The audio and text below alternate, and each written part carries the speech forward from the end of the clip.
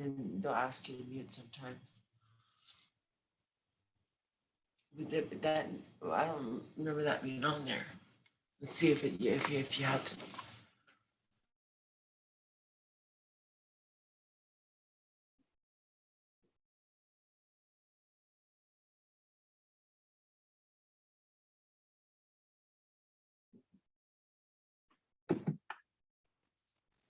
All right, everyone, welcome to the 187 District Court. These are the rules of the 187 District Court. You are in a courtroom. Whatever you could not do if you were physically in the courtroom, you cannot do on this Zoom screen.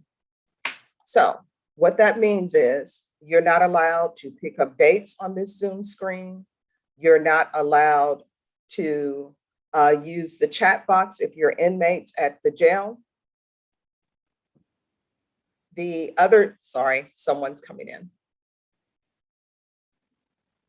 So if you're on Zoom, you're not allowed to be cooking breakfast or eating breakfast or whatever you're doing at your homes. If you do not behave appropriately on this Zoom screen, your Zoom privileges will be revoked and you will have to appear in court. And that will be appear in court today. And I don't think anyone wants to be driving downtown in the rain and trying to find parking space.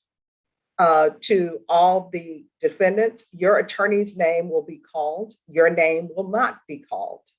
If you do not hear your attorney's name, it is because your attorney is Zooming in another courtroom. Rest assured, your attorney will appear. I'm going to open up the breakout rooms. When I do, it will invite everyone to a breakout room. Do not, I repeat, do not go to a breakout room unless I specifically call you by name and assign you to a breakout room. Your attorney is probably going to want to go to a breakout room with the prosecutor before they go to a breakout room with you. Just one moment.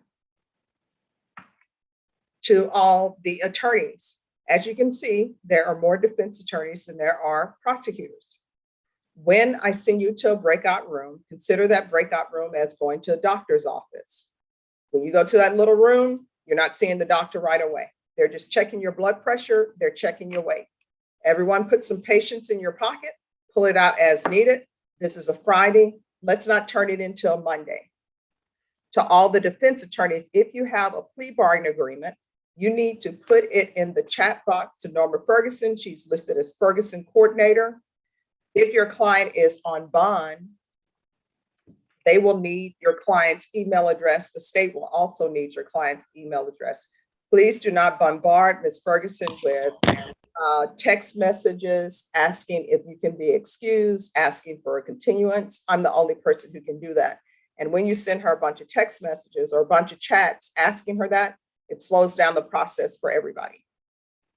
To attorneys, when I call your name, this is the order in which you'll appear. If you see your law on the list and you wish to Zoom to another court, you may do so. However, if your name is called and you are not here, you'll be placed at the end of the line.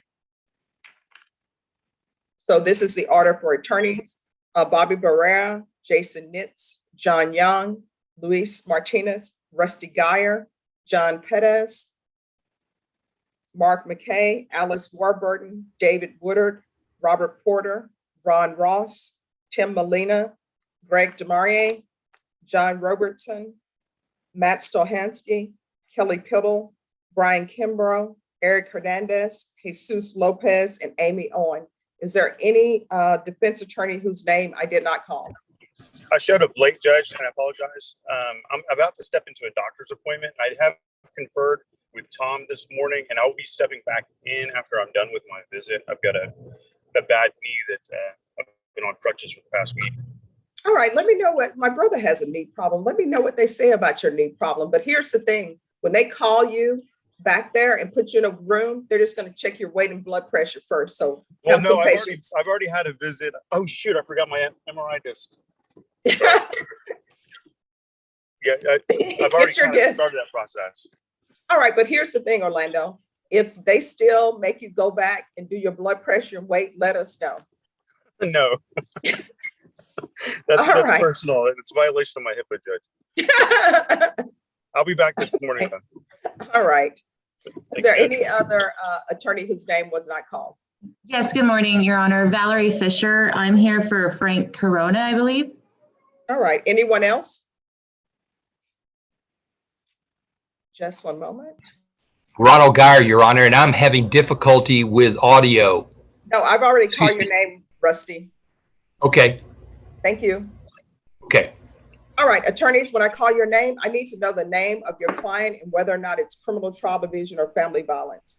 Bobby Barrera. Good morning, Your Honor. My client is Frank Tallarico. It's not family violence, it's regular trial. Do you need the case number? No, I'll send you to breakout room number 2. Thank you, Your Honor. You're welcome. Jason Nitz. Yes, Your Honor. We have Marcos Ferdinand, and it's just the sentencing.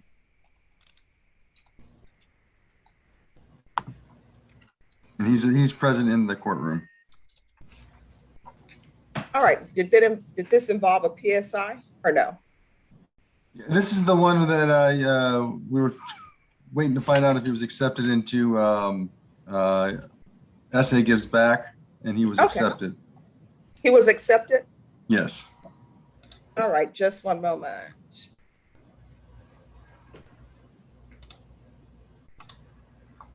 All right, to the court, could I have Mr. Ferdinand brought to the front, please?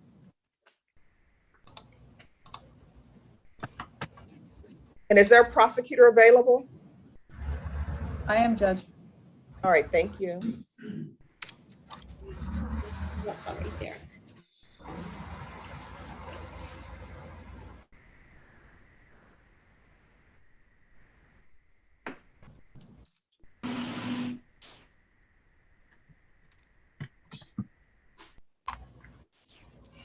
All right, the court is calling 2021 CR 3219, State of Texas versus Marcos Ferdinand. Could I have the parties announced for the record, please, for the state, Meredith McIntyre for the state. for the defense? Jason Nitz. All right, we're proceeding by video. However, the defendant is in the courtroom. Any objections to us proceeding by video, state? No, Your Honor. Defense? No, Your Honor. Mr. Ferdinand, do you have any objections to us conducting the sentencing by video? No, ma'am. All right, and the court will note for the record that the defendant entered a plea of no contest on June 9th. There was no application. According to the plea bargain agreement, the defendant was to be sentenced to 60 days in the Bexar County Jail.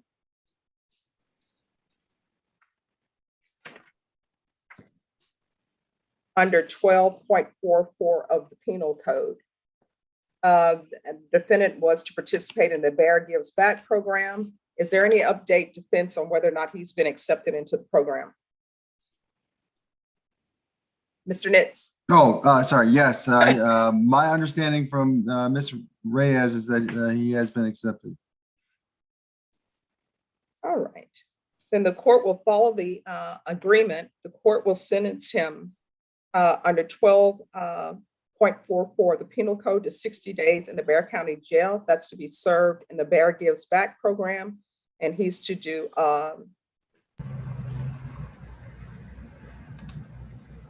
2 months. So that will be, I believe, 8 weekends. Do you understand, Mr. Ferdinand? Yes, ma'am. All right.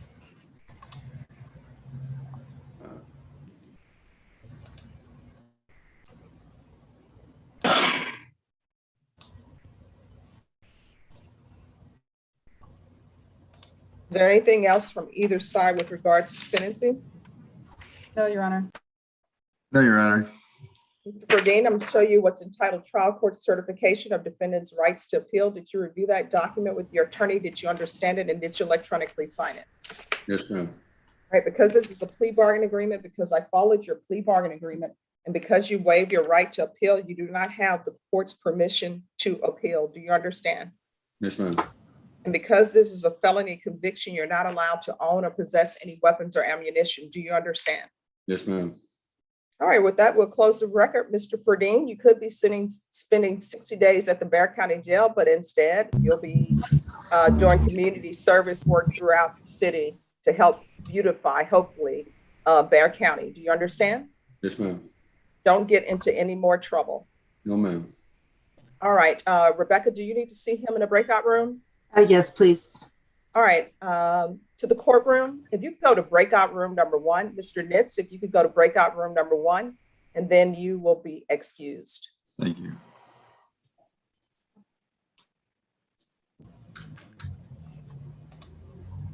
All right, the next person up is John Young.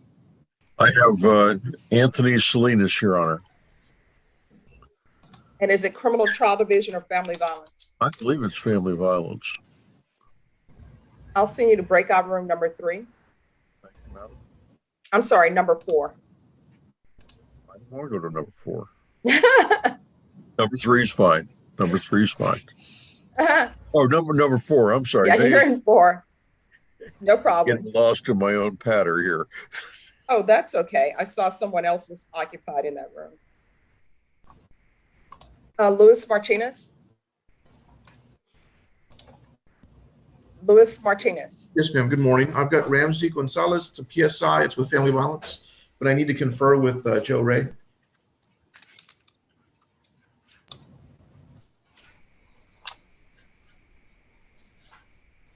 All right, I'll send you to breakout room number 5.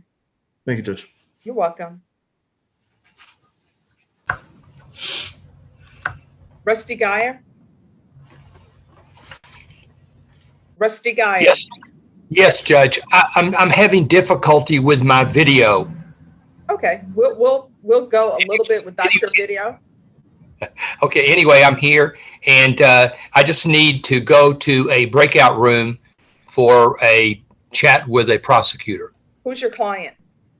It is James Madrone. Criminal trial division or family violence? Criminal trial division. All right, Kelly Piddle, there's to be no PDA on the Zoom screen. You saw that, Judge? Sorry about that. Blame my wife.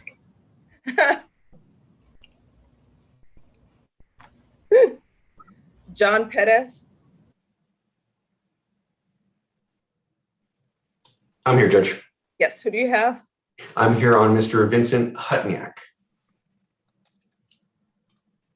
Hutn-yak. Criminal trial division or family violence? Criminal trial. I believe I was talking to Tom last time. All right, I'll send you to breakout room number 7. Mark McKay.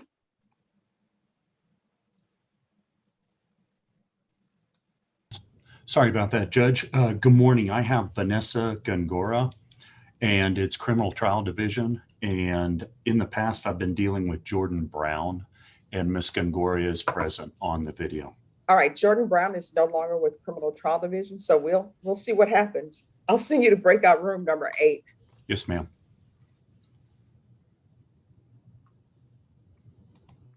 All right, Alice Borton. Good morning, Judge. Good morning. I sound terrible, but I feel better from having the flu. I just don't sound like it. I have one client in CTD and one client in family violence. I know I've been talking with Joe Ray about one of them, and then CTD, I've been talking with Marcus Sanders. I don't know if he's here. What are your clients' names?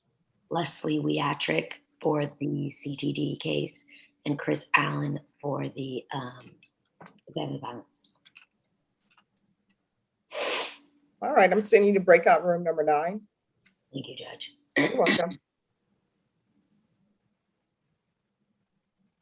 David Woodard. Good morning, Judge. I have two individuals. The first one is Christopher White. He should be a first setting, and I was just hired on him. You say Christopher White? Christopher White. Okay, criminal trial division or family violence? It's a criminal trial division. I was just hired on his case Tuesday, and I'm still reviewing the discovery. Okay. I want to know if I can have a reset. All right, we'll take that up when you come back in. So who's the other person? The other person is Alonzo Brown, and I'm conferring with Hunter. We should have a plea worked out this morning. Okay. All right, what I'll do is I'll send you to breakout room number 10, and then I'll take that other matter up. I want to make sure I get all attorneys assigned. All right, Robert Porter.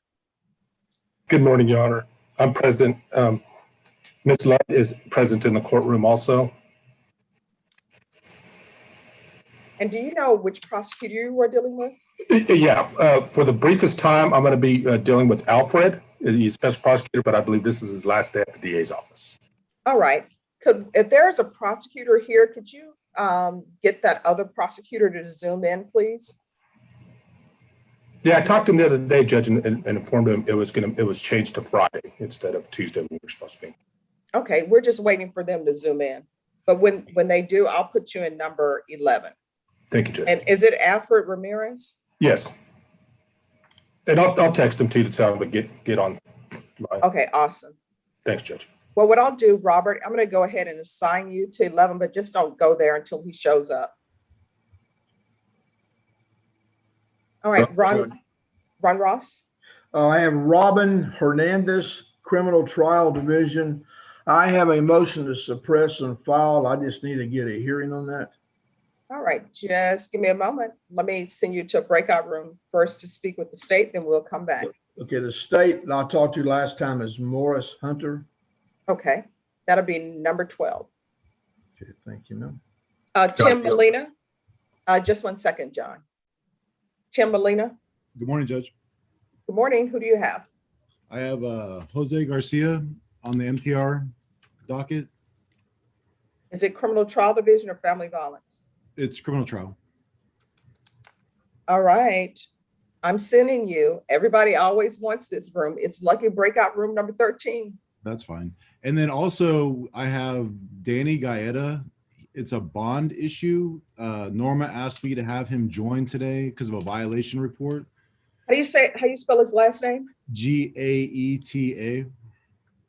It's family violence. He is on, I saw him.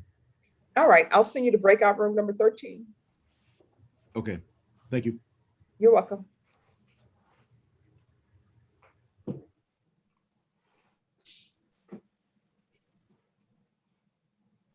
John Roberson.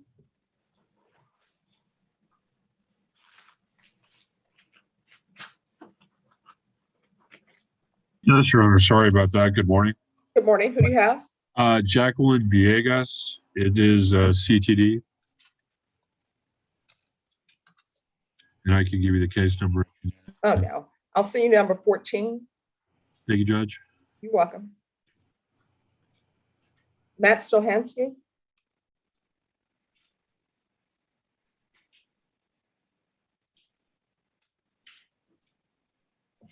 There we go. There we go.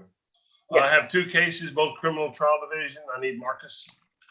What are the case names? Jerome Cazart and Ralph Patagone.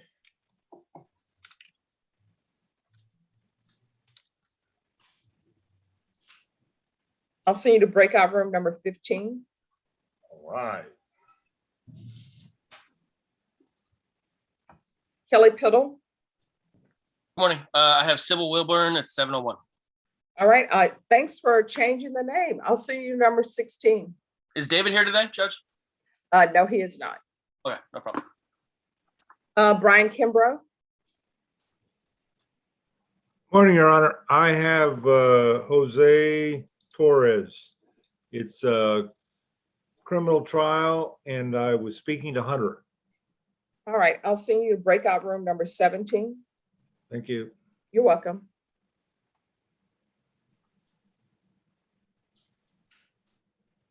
Eric Hernandez. Good morning, Your Honor. I've got two family violence cases, Juan Martinez and Leonard McGarity.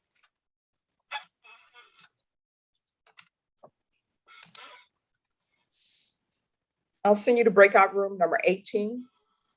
That's the one I was hoping for. Thank you. Jesus Lopez. Yes, criminal trial division. My notes say that I was last dealing with Jordan Brown. What is your client's name? Oh, I'm sorry, Nathaniel Book.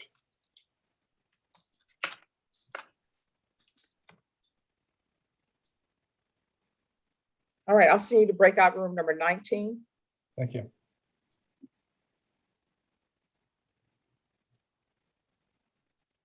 Let me see.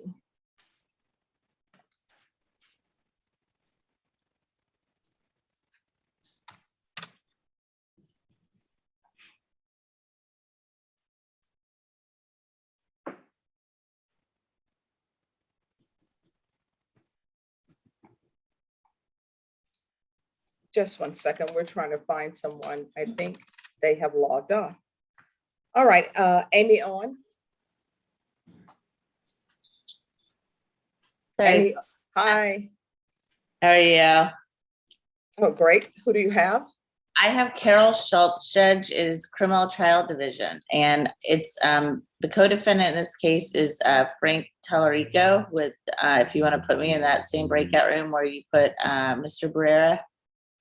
All right, that's breakout room number 2. Thank you, ma'am. So I'll send you there.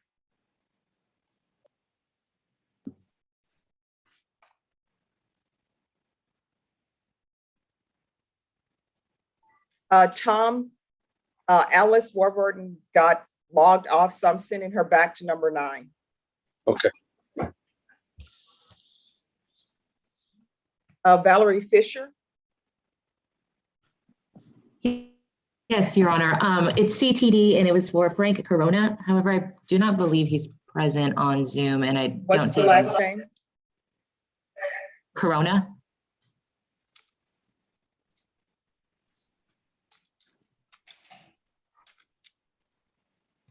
All right, I'm going to send you to breakout room number 20.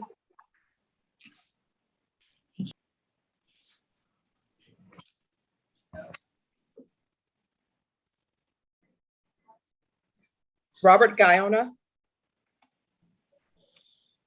Morning, Judge. Good morning. Who do you have? Judge, I got Christian Reyna. He picked up 3 new cases the day prior to his last court setting, and Michael Zamora is appointed on those. So I don't know if he's available, and I understand All right, Christian is still in jail. All right, and is it CTD? It may be both, Judge. New ones. Mine is CTD. All right, I'm going to send you to breakout room number 21. Thank you, Judge. If you were in Vegas, that would be a lucky number. Yeah. Alfonso Otero. Alfonso Otero. Judge, he stepped away for just a few minutes. All right. Sean Sheffield. Good morning, Judge. Good morning. Who do you have? Maribel Caceres, that's CTD. It was with Jordan Brown, but I just heard that he's not with you guys anymore. No, and you know, when people would ask for Jordan, I would say he's no longer with us, and that sounds very ominous. So we were trying to figure out a way to say, I'm just like, he's not in this court anymore, but he's sort of in this court because he's just in a different division. I'll send you to breakout room number 22. Okay, thank you, Judge. All right. Mr. Ventura, you're not allowed to drive on Zoom. Shannon Locke. Yes, Your Honor. I have Otis Toussaint. All right. Is it criminal trial division or family violence? Family violence, Your Honor. All right. I'm going to send you to breakout room number 23. Thank you. You're welcome. Judge, if I may? Yes. I have Mr. Ventura. He's just sitting in his car. Oh, okay. He's driving, yes. All right. Thank you. You're And you're welcome. up next. Yes, Judge. Okay, so it's our first setting, so I don't know who's assigned it. It is family violence. Okay, I'm going to send you to breakout room number 24. Great, thank you, Judge. You're welcome.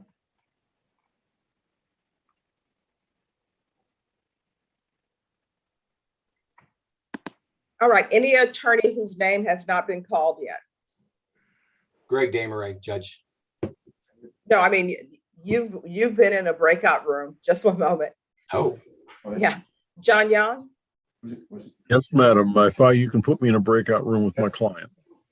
All right, Anthony Salinas, is he on bond? Yes, Your Honor. All right, Anthony Salinas, where are you? All right, let me rename this. Problem with connecting to the voice. Mr. Salinas, I'm going to send you to breakout room number 4 with your attorney. All right, Adam Flores. Yes, Your Honor. I'm from Martin Garza, Your Honor. All right, so courtroom Yes, Your Honor. He's here, with Your Honor. him. Yes, Your Honor. If he can go to breakout room number 25. 25, yes, Your Honor. Let me find courtroom.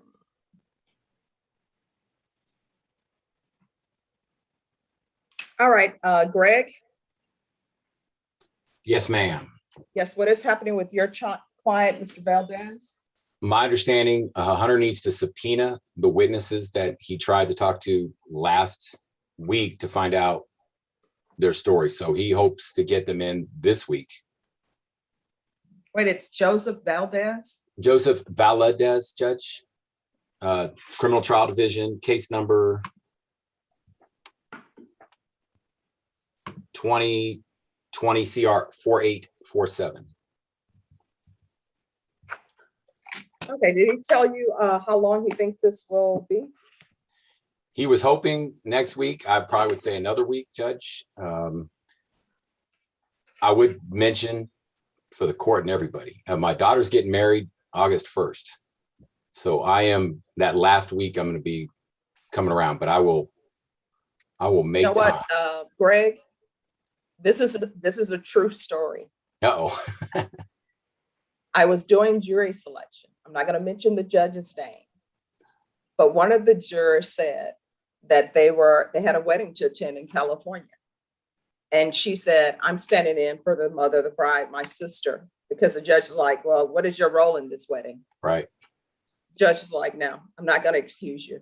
Of course, I was just like, everybody, let's just let her go. But the judge was like, no. So I hope you can make it. I hope so too, Judge. Tell her I said congratulations. Thank you.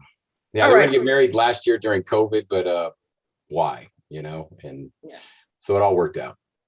All right, Norma, can we get a reset on Mr. Valadez? And it's for the state to talk to whomever they need to speak to. August 9th. Is August 9th okay for you or no?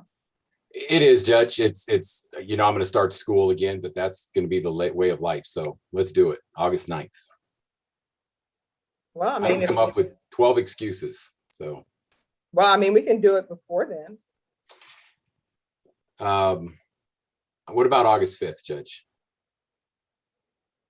Norma, are we able to do it on the 5th or the 6th? Yeah, I can make it work, Judge. Thank you. Judge, thank you, ma'am. All righty, we'll see you on August 5th. Yes, ma'am. All right, you and your client are excused. Everyone, just give me a moment.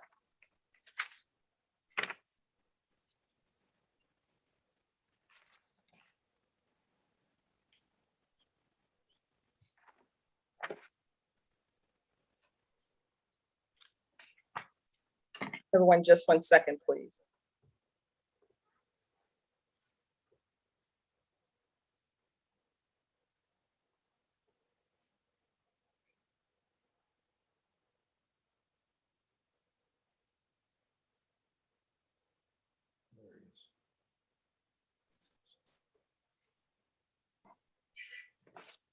All right, Scott McCrum, who do you have? Morning, Judge. I have Mr. Prince, What's the first name? Zachary, Criminal Trial Division or Family Violence? Family Violence, Judge.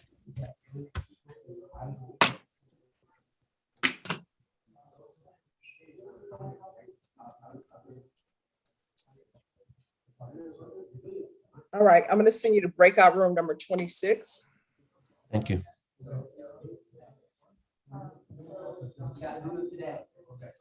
All right, and Freddie Ramirez.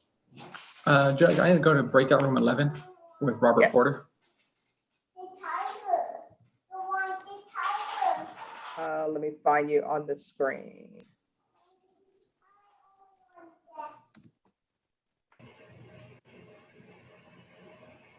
All right, any other attorney back from the breakout room? John Young? Yes, madam. I have conferred with both the prosecution and my client. My client still wants a trial. Who's your client? Anthony Salinas.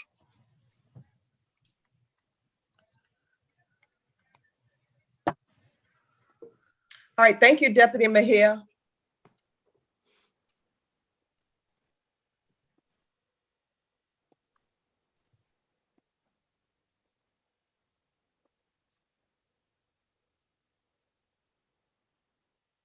All right, as soon as Joe Ray comes from breakout room number 13, we will get you a trial date. Just give me a moment. Adam Flores.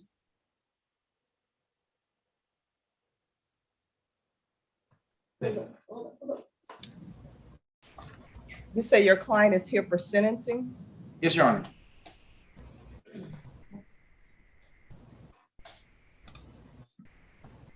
Let me see if I can find his file.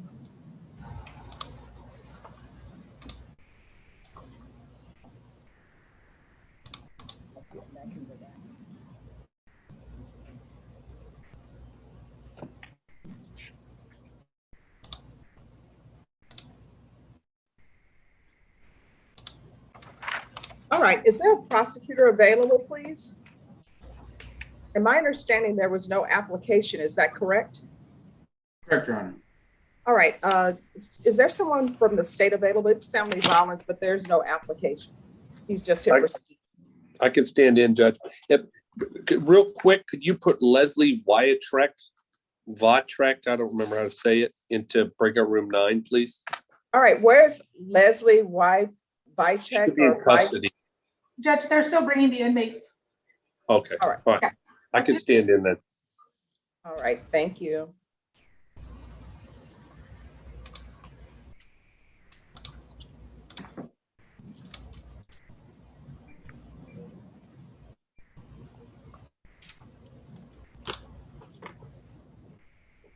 All right, the court is calling 2020 CR 2397, State of Texas versus Martin Garza.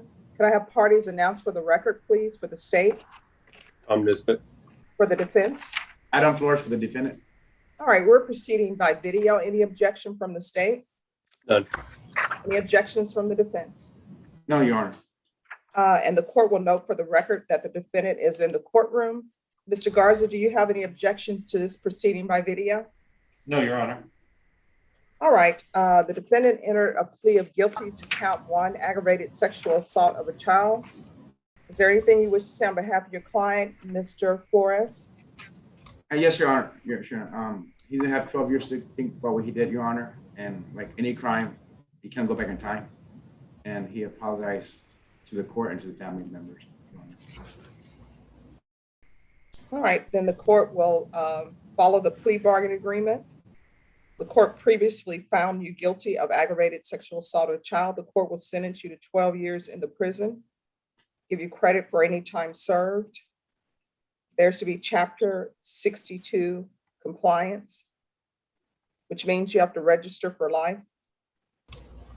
No contact with Vale, V-A-L-E, Gabriel, Guerra,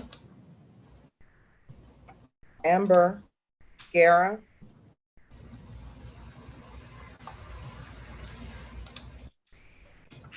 Is there anything else from either side with regards to sentencing? No, Your Honor. Mr. Garza, I'm showing you what's entitled Trial Court Certification of Defendant's Rights to Appeal. Did you review that document with your attorney? Did you understand it? And did you electronically sign it? Yes, Your Honor. Because this is a plea bargain agreement, because I followed your plea bargain agreement, and because you waive your right to appeal, you do not have the court's permission to appeal. Do you understand? Yes, Your Honor. And because this is a felony conviction, you're not allowed to own or possess any weapons or ammunition. Do you understand? Yes, Your Honor. And because of the nature of the offense, it's not lifetime registration. Do you understand? Yes, Your Honor. All right. Good luck to you. We'll go off the record. Thank you, Your Honor. You're welcome. Maybe a screen, Your Honor? Yes.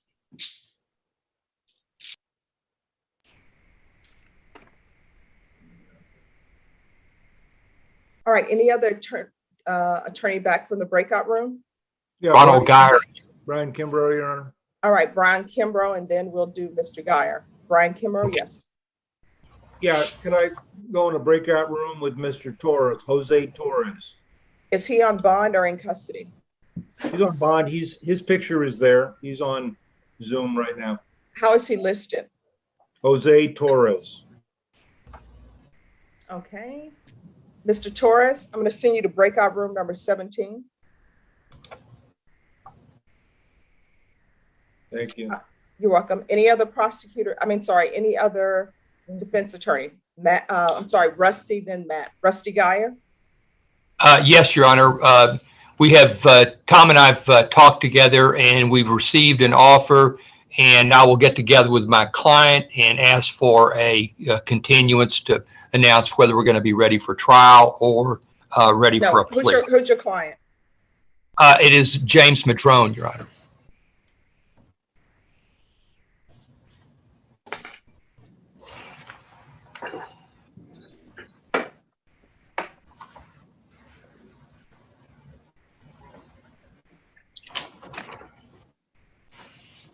So you've received all the discovery? I believe I have, Your Honor. All right, Norma, can you give James Madrone, can we have a 30-day reset? Mr. Geyer, that 30-day reset will be your plea deadline date. Yes, ma'am. Okay.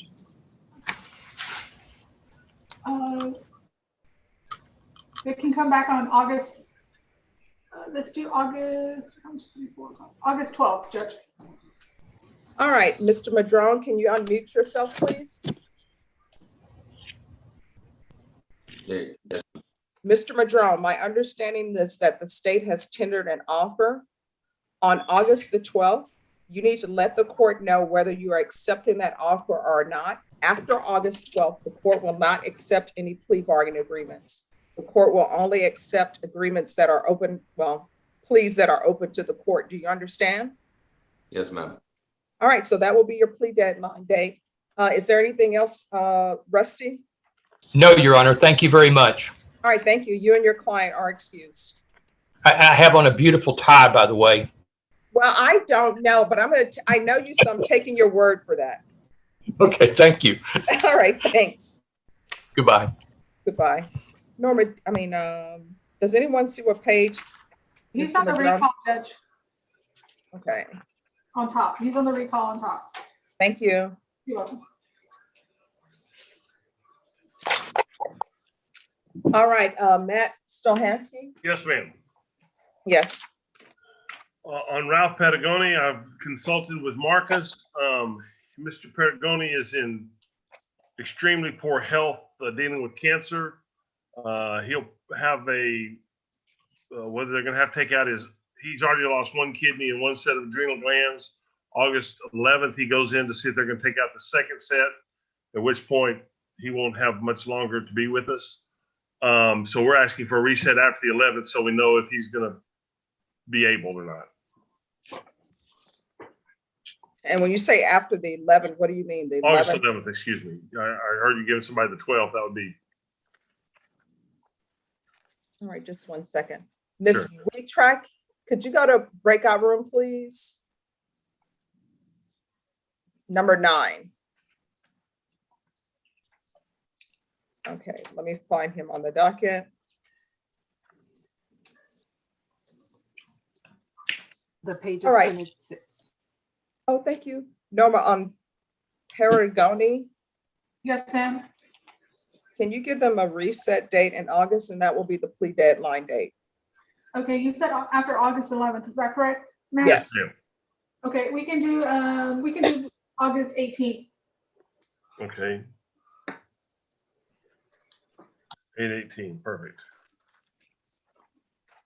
All right. Norma, that's my brother's birthday. Oh, you want to do another date, Judge?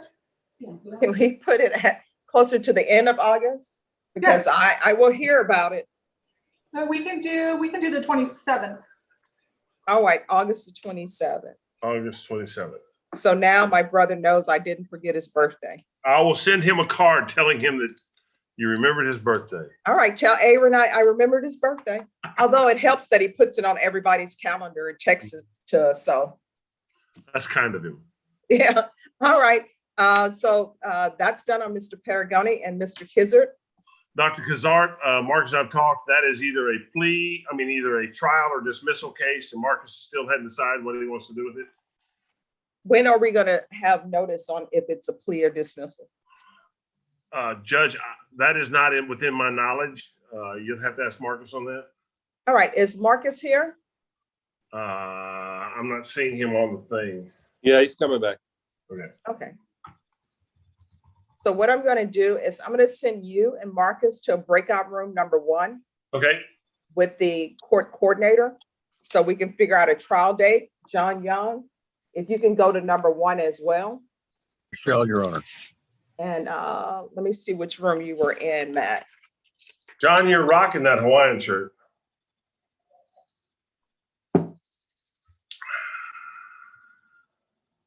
And Matt, move to 1. And Norma, I'm trying to find you.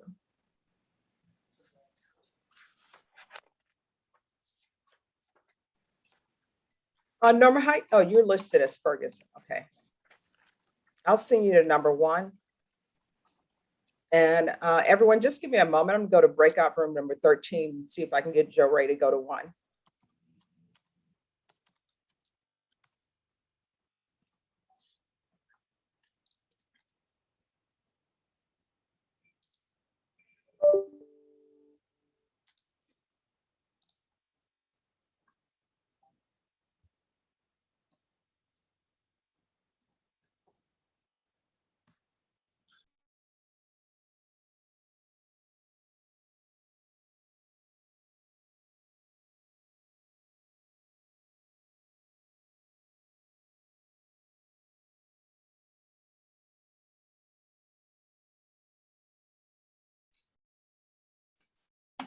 All right, any other attorneys back?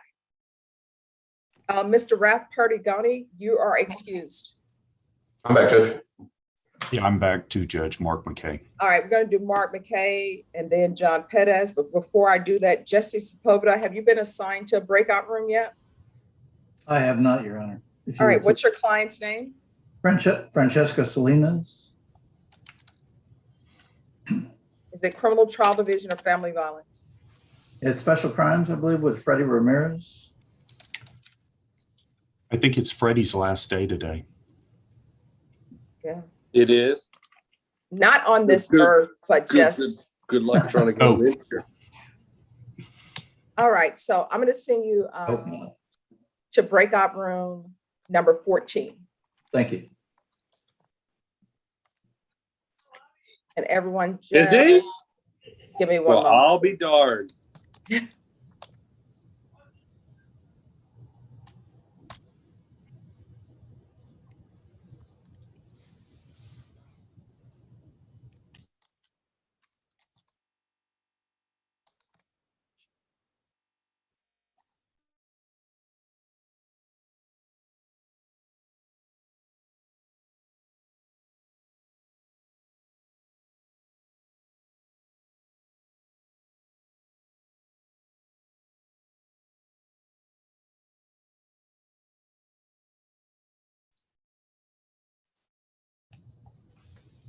Okay, Mark McKay. Yes, Judge. I've spoken with Meredith, and I think we have a new revised offer subject to the approval by the complainant, and it's going to be an upfront restitution case. It is a sizable amount, and we would ask the court for 60 days, and I think we will resolve the matter. All right, just wait right here till Norma comes back from the breakout room and we will take that up. Thank you. Sure. All right, Valerie Fisher, and then, I'm sorry, then John Pettis.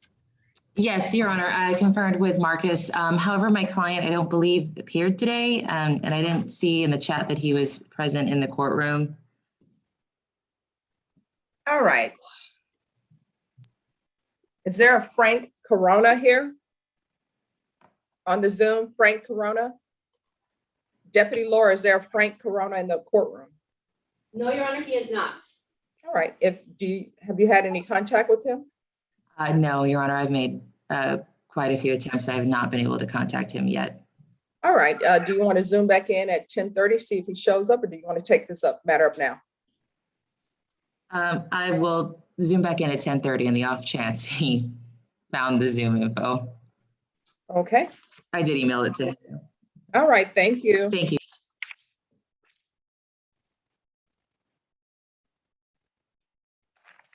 All right, John Pettis. Judge, I half expected you to skip me again. I was not going to do it. Judge, I have Mr. Hutniak. I spoke with Marcus on this one. The plea deadline has passed, but the new issue that just arose is Friday. My client had a stroke. And I have yet to have had a chance to meet with him since then to assess his new cognitive abilities. He did show up in my office on Tuesday for the setting that was reset for today. And even my staff noticed that half of his face is noticeably droopy. I'm in uncharted territories, Judge. I've never had this happen before. I would just like a reset so I can assess his ability to help in his own defense. All right, we'll recall this on August 12th. August 12th. Thank you, Judge. Yes. All right. I'm sorry. I also do, and I forgot to mention this morning. I have an Edward Morales, and this is family violence. So we can go into a breakout room and wait for a family violence prosecutor. All right, just give me a moment. Sure. And what date was that, Judge? August 12th. August 12th. Yes, Judge. All right, and who is the other person? Edward Morales.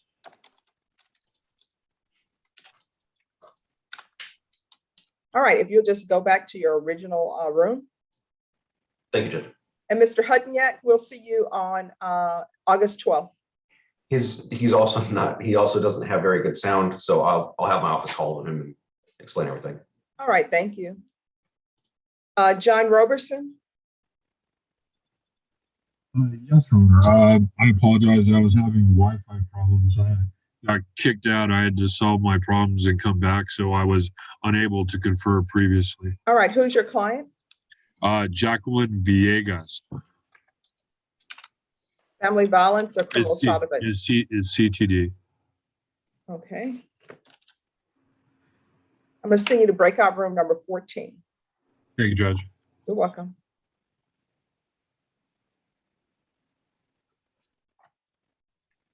John Young back from breakout room.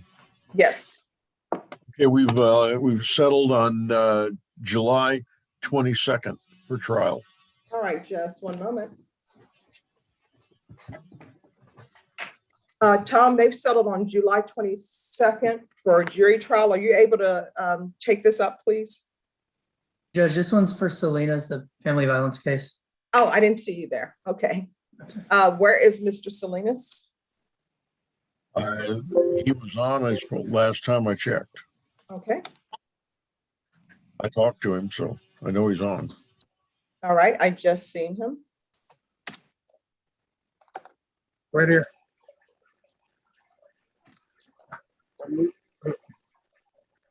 All right, the court is calling 2020 CR 5977, State of Texas versus Anthony Salinas. Can I have the parties announced for the record, please, for the state?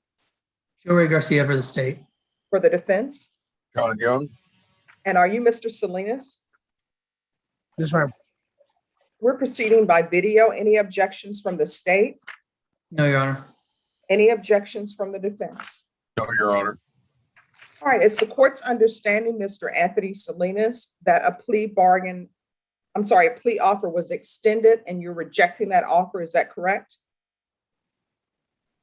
Yes, ma'am. Are you requesting a jury trial? Yes, ma'am. Defense, have you received all the discovery in this case? I believe I have, Your Honor. All right, state the court does.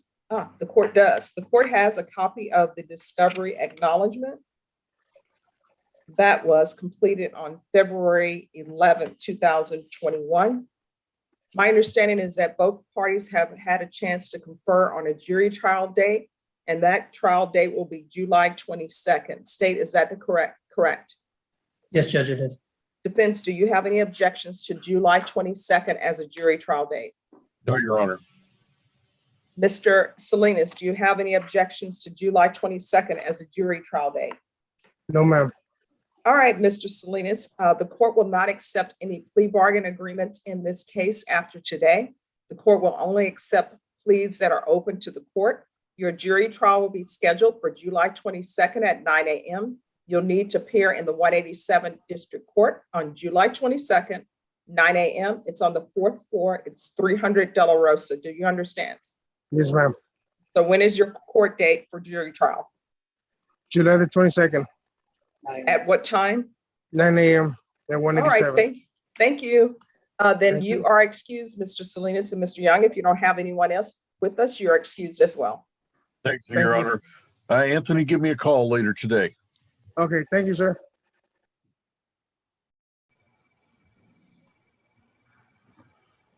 Is there anyone else back from the breakout room? I am back, Judge. Okay. It's Robin Hernandez. Okay, Robin Hernandez. Oh, just 1 second. Are the parties back on? Let's see. Who were the parties on Vanessa Gongoria? Mark McKay and Meredith. All right, and was that was for a setting, correct? Yes, Judge. We All were right. asking for 60 days for the upfront restitution. All right, state. Yes, Your Honor. There has been a new offer made, and it's she needs to get an extensive amount of money. And Okay. How much are we talking about when we say extensive amount of well, money? that's true. That term is relative, but compared to what she has, and so we're talking approximately $5,500. And so are we anticipating that she will have that in 60 days? Yes, Judge. All right, Norma. And then if she pays this, what is happening with this case, potentially? Potentially, Judge, because I have to have another conversation with the victim, but I believe that we are going to be able to dismiss it after that point. Okay. All right, Norma, on Vanessa Gongoria, can I have a 60-day reset? Yes, ma'am. Give me 1 second. Judge.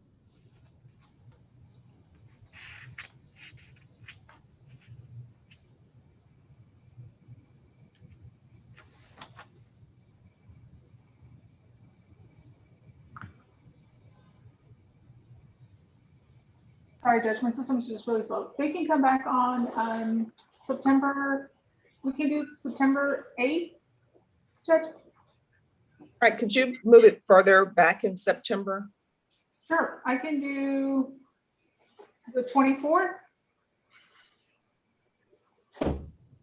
I think there's a judicial conference on that day, Norma. The 29th, Judge. All right. September 29th. So I've extended it further than what you all were asking for. That will be the final plea deadline date. If she does not have whatever she has by then we're going to schedule it for a jury trial. Yes, Judge, that's great. We appreciate it. All right, thank you. Unless you have something else with us, you're excused. Thank you, Judge. All right. Who are the parties on Jerome? Thank you, Your Honor. Thank you, Oh, you're Judge. welcome. Matt Stolhansky, All right, and which prosecutor were you working with? Marcus. Okay, and what is happening with this case? This is reset for trial date of September 30th. All right, did you all confer with Ms. Ferguson? Yes, yes. All right. Is there a prosecutor available just to get this date on the record, please? Marcus, I'm here, Judge. Oh, thanks. You know, I can't see everybody on the screen. There are so many people. Is Dr. K in? All right, the court is calling 2019 CR 4695, State of Texas versus Jerome Kazart. Could I have the parties announced for the record for the state? Marcus Sanders. For the defense? Matt Stolhansky for Dr. Gazart. And are you Dr. Gazart? I'm here. All right, I'm here. proceeding. Thank you. We're proceeding by video. Any objection from the state? No objection. Any objection from the defense? No, ma'am. Mr. Kazart, do you have any objections to us proceeding by video? No, I don't. All right, my understanding is that an offer was tendered by the state and that offer is being rejected. Is that correct, defense? Yes, ma'am. And Mr. Cazart, are you requesting a jury trial? Yes. Yes. Right. Both parties have had a chance to confirm a jury trial date. What date have you all decided on? September 30th. All right, state, do you have any objections to the September 30th date as a trial date? No, Judge. Defense, any objections to September 30th as a trial date? No, ma'am. Mr. Cazart, do you have any objections to September 30th as a trial date? No, I don't. All right, and the court will note for the record, the court has a discovery acknowledgement that was filed on January 30th. Defense, have you received all discovery? Yes, ma'am, we have. All right, Mr. Cazart, you'll need to be in the 187 District Court on September 30th at 9 a.m. for jury trial. The 187 District Court is located at 300 De La Rosa. It's on the 4th floor. Do you understand? Yes, I do.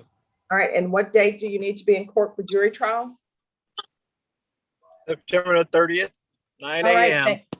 thank you. If there's nothing else from either side, we'll close the record. All right, then, Mr. Cazart, you're excused. And Mr. Stohansky, if you don't have anything else with us, you're excused as well. Mr. Pettigoni, I think we have a reset date. Yes, I've already given him that date. Okay, so we're good to go on that one too. Yes. Thank you, Judge. You're welcome. Excuse me, Judge. Yes. John Roberson is in, I think, breakout room 14, and he's needing a prosecutor from CTD. Okay, he said he needed you. Who knew? Okay, Robert Porter. I'm present, Judge. Yes, on Miss Lund, do you need to speak with her? She's sitting right next to me, Judge. All right, so what is happening with this case? As the court knows, the court appointed me just a few weeks ago. I've got all the discovery from Mr. Ramirez. He is checking on one other matter today, Judge. One more setting. Okay. All right, Norma, can you give Ms. Lund a 30-day reset, please? Yes, ma'am. We can do August 12th, Judge. All right, we'll see you back on August 12th. Thank you, Judge.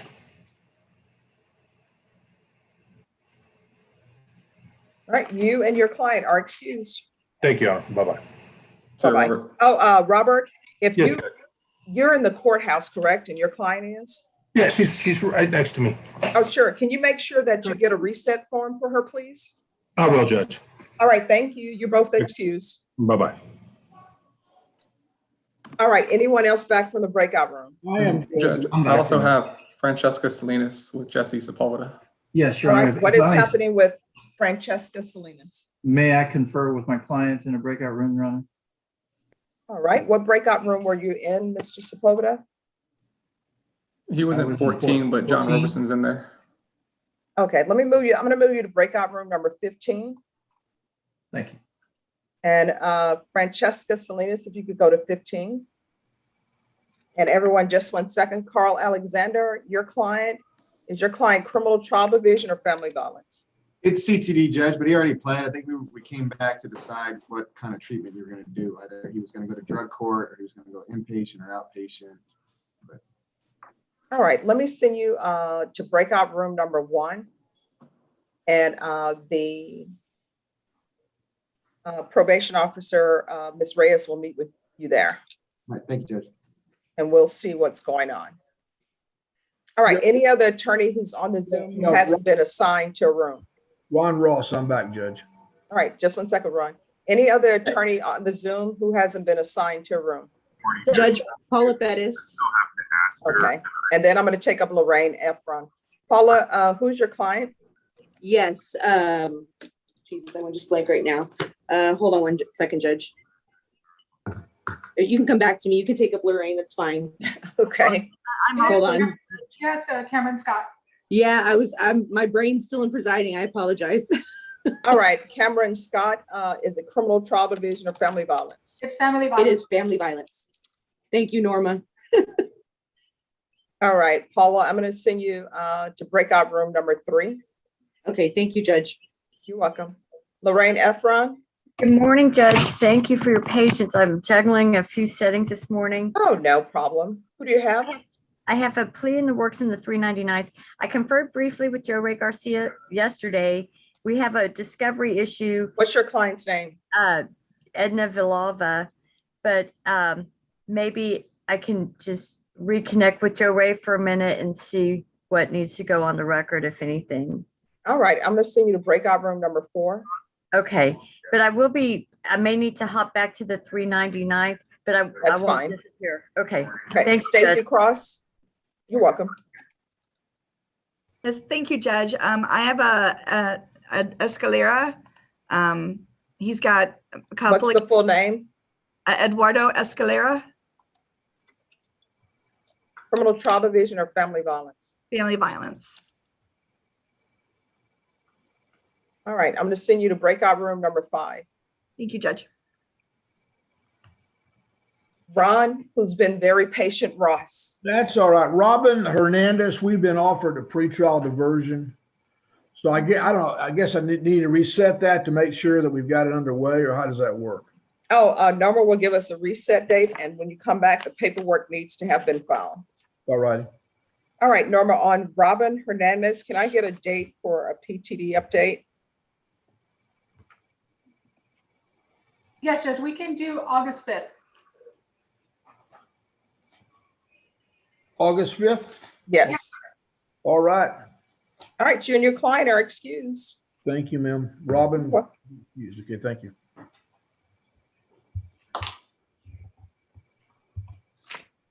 All right, Thank any you, other? Madam Judge. Thank you. I'm back from the breakout room. All right, just give me 1 second. Who's speaking? This is Jesus Lopez, and I have Nathaniel Book. Yes, what is happening? I conferred with Mr. Sanders. There is a video, but the state does not have the video back yet. So he's going to attempt to obtain the video. He said he believes he can have it hopefully within 30 days. Okay, this will be another 30 days waiting on the video. So, Show me paperwork And on. Judge, I don't know what's, sorry. I I saw a note from Jordan that he had requested it, but I tried to call Jordan and couldn't get a hold of him. So I'm not sure if we already have it.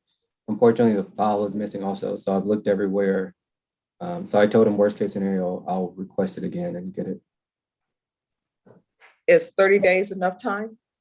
I believe so. I've gotten video from him before within that time. All right, so we're going to call this back on August 12th then. I think Norma will be okay with that date. Let me find him on the docket. Yeah.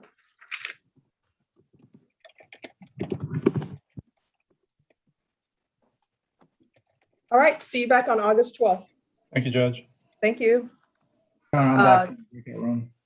Yes. And I believe we have an agreement. So Okay, all right. Well, if you all get the paperwork ready, we'll make it happen. thank you. Thank you. Just be sure to put in the chat box to the court coordinator what the agreement is. Very good. John Roberson? Yes, Your Honor. If I could go into a breakout room with somebody from CTD. All right, I'll send you to number 11. Okay. Thank you, Your Honor. You're welcome. And Judge, can I give you an update? Just one moment.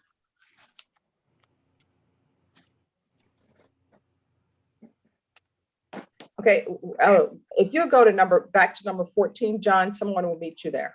Okay. Thank you, Judge. Sure. All right, David Woodard and then John Pettis. David, yes. Judge Alonzo Brown, we're just waiting on plea paperwork, and I will let Norma know what that plea is. And on Christopher White, I'm asking for a reset. It's our first setting, and I just got hired on Tuesday, so I'm still Okay. reviewing the discovery. Let me find his file. Just give me a moment.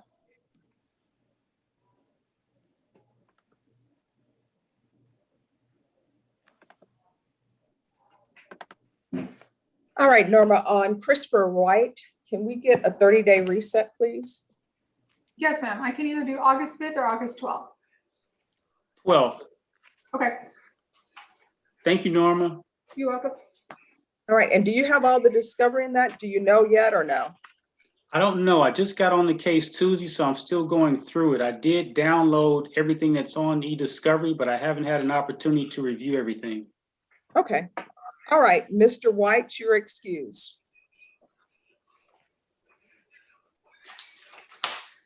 Good Okay, morning, John. Judge. Alfonso Otero, on behalf of Mr. Stigers, we're working on the plea paperwork. All right, thank you. All right, John Perez. Yes, Judge. On Mr. Morales, I had a chance to go view the evidence that was available at the DA's office. This is a sexual assault case of a minor.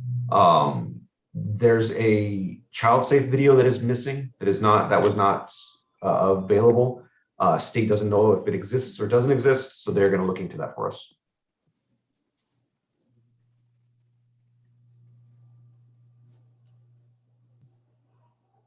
So we don't know if the child safe video is actually in existence. That's what we're trying to determine. Yeah, normally, I mean, in these cases, there usually is a child safe video. The only video that I received was a statement to an officer. So trying to make sure that we exercise all due diligence to see if it existed. All right, let me ask you this. Has the state been able to tender you an offer yet? No. All right, Norma, we're going to recall Mr. Edward Morales in 30 days. At that time, state is going to tender you an offer and hopefully the video issue will be resolved. I expect it to, Judge, yes. I can do August 5th. All right, we'll see you back on August 5th. Let me double check. I will be in Kendall County. Can we do it the 4th? I can do it the 4th for you. Yes. Thanks, Norma. All right, we'll see you August 4th. Thank you, Judge. May be excused. Yes.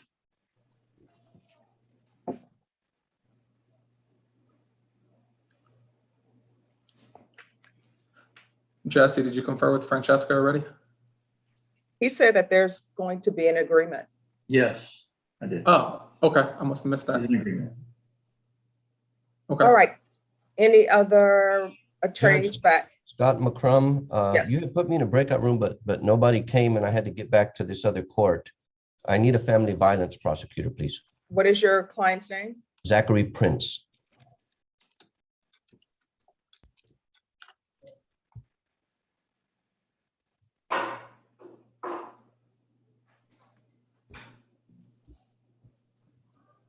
All right, I'm going to send you to breakout room number 25. Thank you.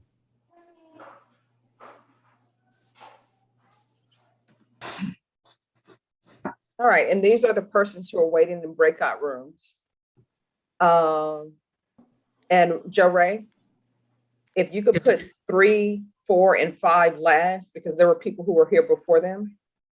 Okay, Judge. So Tim Molina is in 13 for CTD and for family violence. CTD is Jose Garcia, the MTR. John Robertson is in 14 for CTD. Eric Hernandez is in 18 for CTD. I'm sorry, for family violence. Robert Guyona is in 21 for CTD. And the rest are family violence cases. And Judge, I'm back on Sybil Wilborn with Kelly Piddle. We conferred and discussed the trial date. We haven't spoken to Norma yet, though. Okay. Norma, if you can go to breakout room number 1 to discuss, I'm sorry, breakout room number 6, just discuss a trial date with Kelly Piddle. And Joe Ray, please. And Judge? Yes. So on Francesca Salinas, it looks like our office took away my Adobe sign privileges since today's my last day. I guess they didn't want me to dump a bunch of cases on my way out. So I don't know if we wanted to recall Jesse Sepulveda's client for Monday, and I'll let the guy taking over for me handle the plea then.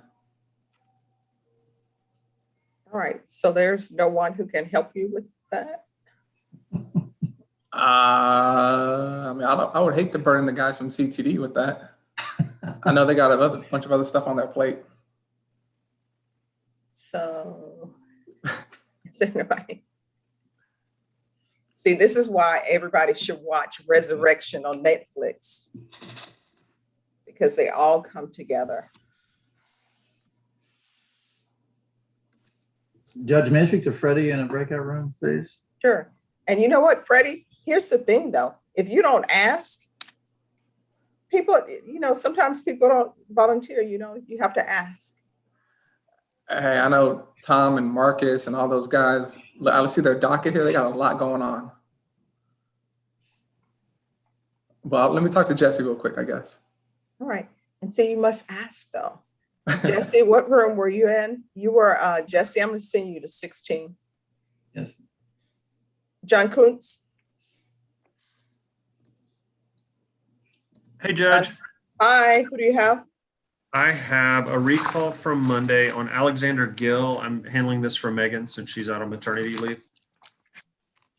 Tom and I had texted the other day, and I was wondering if he was available to discuss things. He is here. I'm going to send you to breakout room number 7. Thank you. All right, Kelly Piddle, you're back. Yes, Judge, we have a jury trial date. All right, just give me a moment.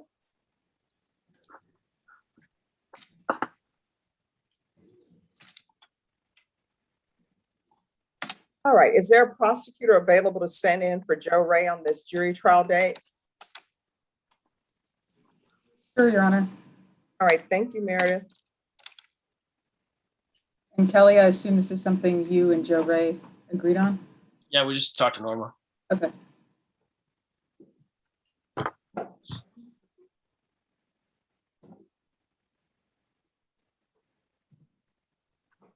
All right, the court is calling 2020 CR 6326, State of Texas versus Civil Lynn Wilborn. Could I have parties announced for the record, please, for the state? Meredith McIntyre for the state. For the defense? Kelly Piddle for Sybil Wilburn. All right, and are you Miss Wilburn? Yes, ma'am. We're proceeding by video. Any objections from the state? No, ma'am. Oh, sorry. Any objections from the state? No, Your Honor. Any objections from the defense? No. Ms. Wilburn, do you have any objections with us proceeding by video? No, ma'am. All right, defense, have you received all the discovery in this case? Yes. All right, and the court will note for the record that the court received a discovery acknowledgement on August 7, 2020.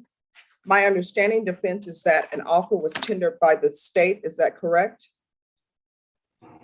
That's correct. And that offer is being rejected? Correct. All right, Ms. Wilburn, are you requesting a jury trial? Yes, ma'am. State and defense, have you had a chance to confer on a jury trial date? Yes, we have with Ms. All right. Ferguson. And what date have you all decided on? It's November 1st. I confirm that with the coordinator as well, Your Honor. All right. So is there any objection to November 1st as a jury trial date, defense? No. State? No, Your Honor. Ms. Wilburn, do you have any objection to November 1st as a jury trial date? You're muted.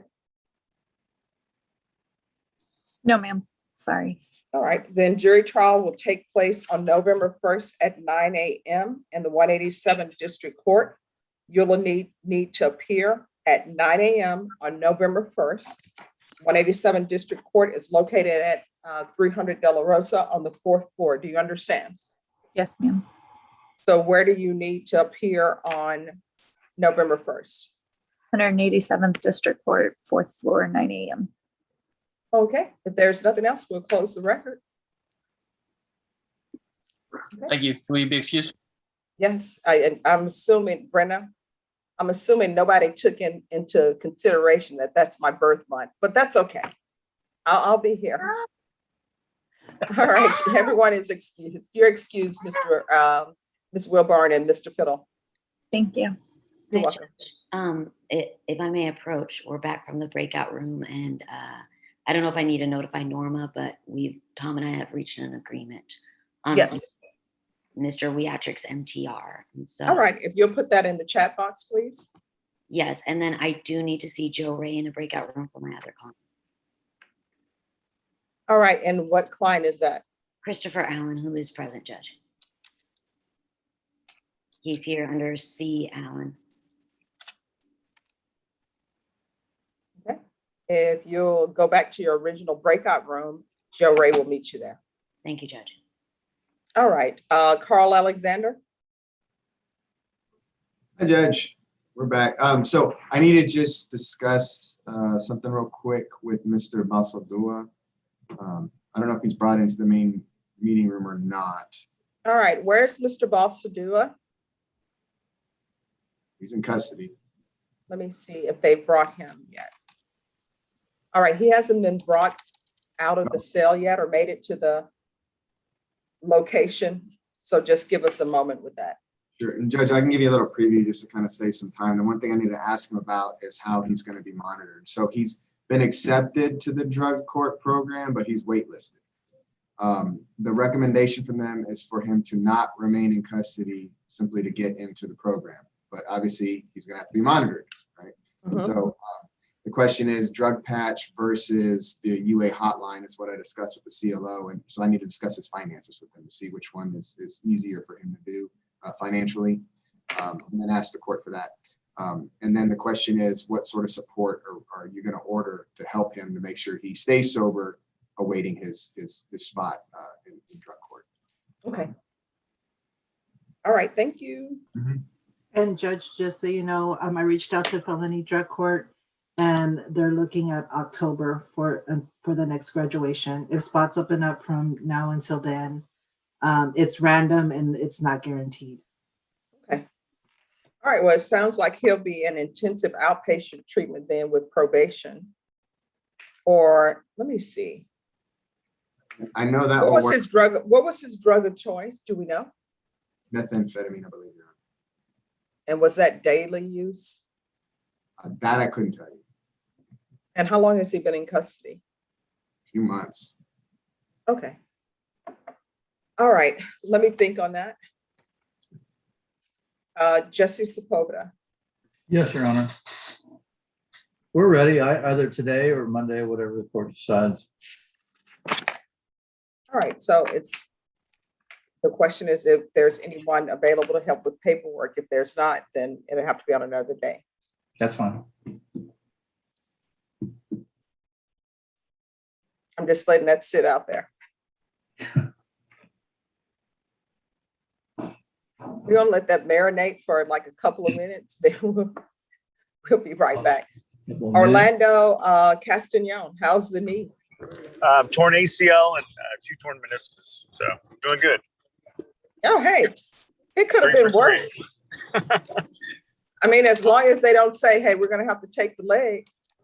Right, no, hopefully I can get it fixed next week. I think they're scheduling for surgery, so. So who's your client? It is Gabriel Montoya, he's in custody. It's a CTD. Oh, did they check your weight? No, Judge, but I just like the rent, it's too high. All right, I'm gonna send you to number 8. Thank you, Judge. Valerie Fisher. Yes, Your Honor. I was just checking back in to see if Mr. Corona ever appeared. No, he did not. We will call it. Okay. Is there a prosecutor available? Marcus. All right, the court is calling 2020 CR 12086, State of Texas versus Frank Corona. Could I have parties announced for the record, please, for the state? Marcus Sanders. For the defense? Valerie Fisher, Your Honor. All right, we're proceeding by video. Any objections from the state? No objection. Any objections from the defense? No objection, Your Honor. All right, this hearing was scheduled at 9 a.m. It is now 10:25 a.m. Defense, the court will note for the record that your client has not appeared on the Zoom screen at all this morning, and your client is currently not on the Zoom screen. Deputy Mejia, Deputy Laura, has there been a Frank Corona in the courtroom at all today? No, Your Honor, he has not. All right, defense, have you had any contact with your client? I have not had any recent contact with him, Your Honor. He was notified of the Zoom information and the court date via mail and email and telephonically, but I have not directly contacted him, Your Honor. All right, state. Judge, we're asking that you forfeit his bond and issue a warrant. That'll be granted. Your client will be remanded without bond. If you have any contact with your client and they present themselves to the court, then the court will reconsider. Yes, Your Honor. Thank you. Thank you. You're excused. Thank you. All right. So Justice Sepulveda, your client, what is her name again, please? Francesca Salinas. All right. So Freddie, no one picked up the gauntlet that you threw down. I didn't. Judge, if possible, I've got several settings on Monday. Could we do it on Tuesday or Wednesday? All right, just one second. Norma, on Francesca Salinas, it's going to be a plea. Can you give them a date other than Monday? I can do Wednesday. Can I get the defendant's email and what the plea is going to be? And I need Yes. all that information so we can get started on the paperwork. And what prosecutor were you dealing with? Freddie Ramirez. But Norma, it's not going to be Freddie. Benton Leachman. I think it's William Leachman. Is going to be taking over my docket. Okay. And Elena's not available? Do you know if Elena's available to come back? No. I don't know. Or what's Yeah, his number? How can I get? Well, you know what? Let's see if we can get Elena in here. She wants to meet defense attorneys and their clients. Let's see if we can get her in here. Since everybody is here.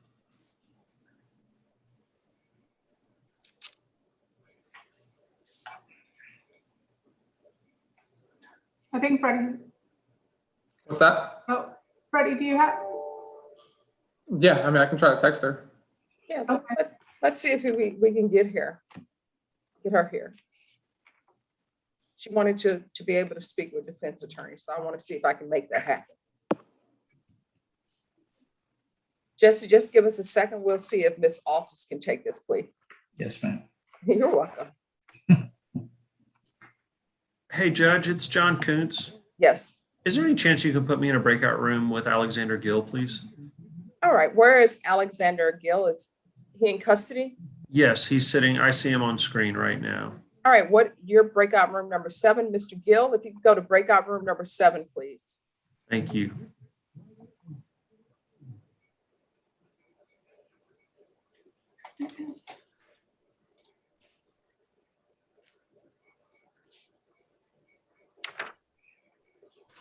Where's Mr. Otero? Let me see. Yes, Alfonso Otero. He's here on the screen. Mr. Otero, I sent you the court's paperwork back on July 1st for your client. Yeah, I signed him. Didn't get him back. It might be with your client in your client's email at the jail. Oh, okay. So yeah, I'm just waiting for the state's plea bargain paperwork to go and talk to him about it. Yeah, I'm working on it. Should be there soon. Oh, okay. And to the clerks, you should be receiving some paperwork on Alonzo Brown. Everyone, just give me a moment, please. I just need to sign this paperwork.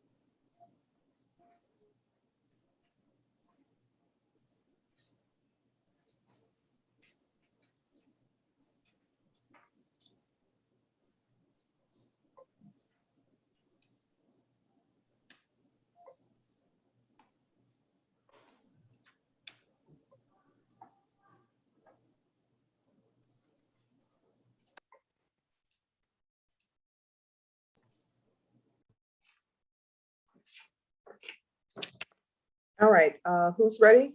And Judge, I got in touch with Elena. Mhm. She is currently in the 399th on the Med Center rapist.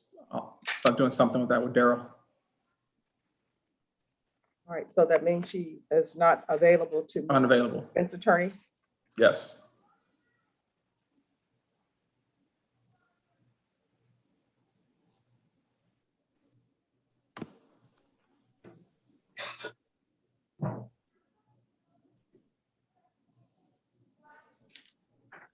All right, Norma, what date can you give Miss Salinas? I can do Tuesday, Judge. The All 13th. right. So we'll be back on the 13th. Is that a good time for you, Mr. Sepulveda? Yes, ma'am. All right, Miss Francesca Salinas, that is your plea deadline date. The court will not accept any plea bargain agreements after July 13th. If there's nothing else, you and your client are excused. Thank you, Judge. All right, you're welcome. And Jesse, if I can just have the email addresses, please. Before she leaves. I've emailed it to you. Thanks, Judge. You're welcome. Thank you.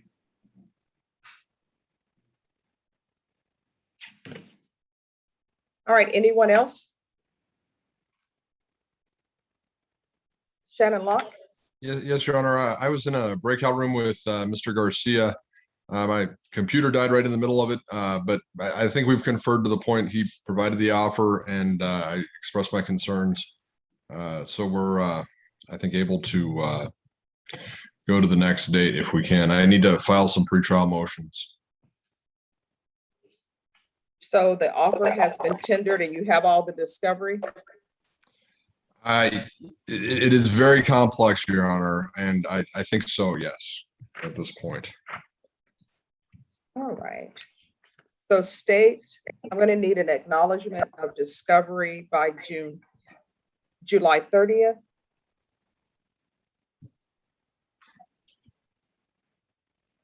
And Norma, and you said they've already tendered an offer? They have, Your Honor. All right, Norma, on Mr.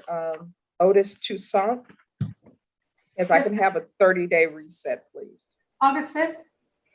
All right, we're going to come back on August 5th. And on that date, I'm going to give you your plea deadline date. Thank you, Your Honor. And Mr. Toussaint is in Virginia. If there's any way we could continue to be by Zoom. Oh, we'll be by Zoom on August 5th, but once he receives his trial date. Very good, Your Honor. Here in person. Yes, ma'am. All right, if there's nothing else, you and your client are excused. Thank you very much. You're welcome. Anyone else back from the breakout room? All right, Charles Bach, who do you have? Damone Wyatt. Is it criminal trial division or family violence? I believe that it's criminal trial division, Judge. I've been speaking with Mr. Nesbitt. Okay. I'm going to send you to breakout room number 6. Okay, thank you. You're welcome. All right, anyone else back from breakout rooms?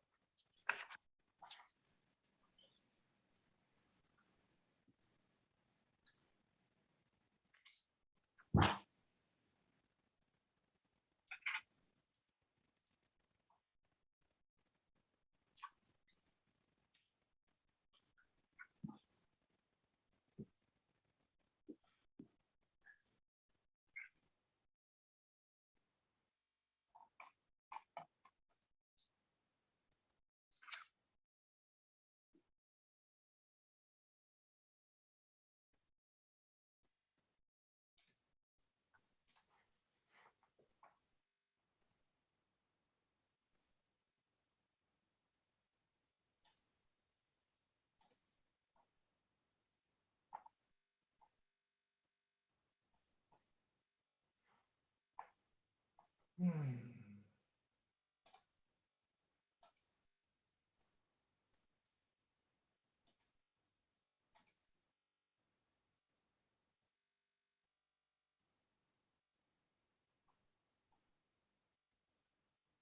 right, anyone else back from breakout room?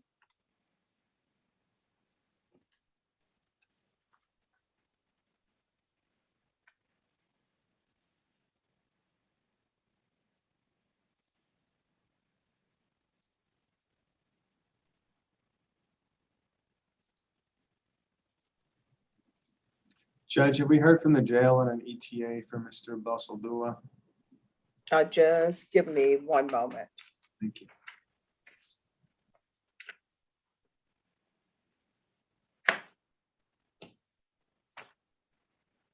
No, Carl, not yet. Thank you, Norma.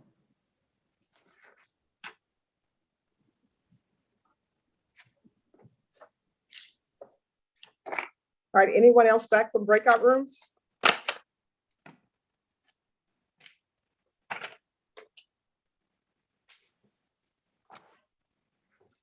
Judge, I was speaking to Robert Guyona on Christian Reyna.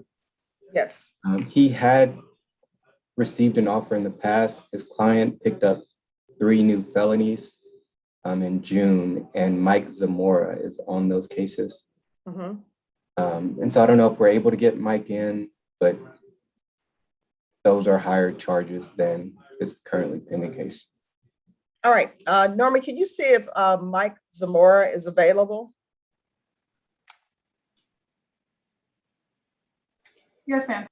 All right, thank you.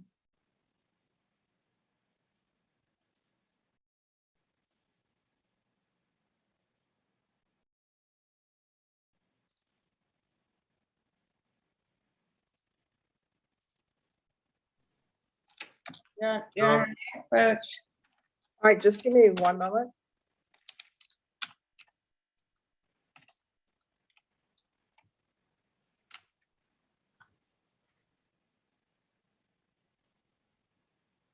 Yes, Amy Owen.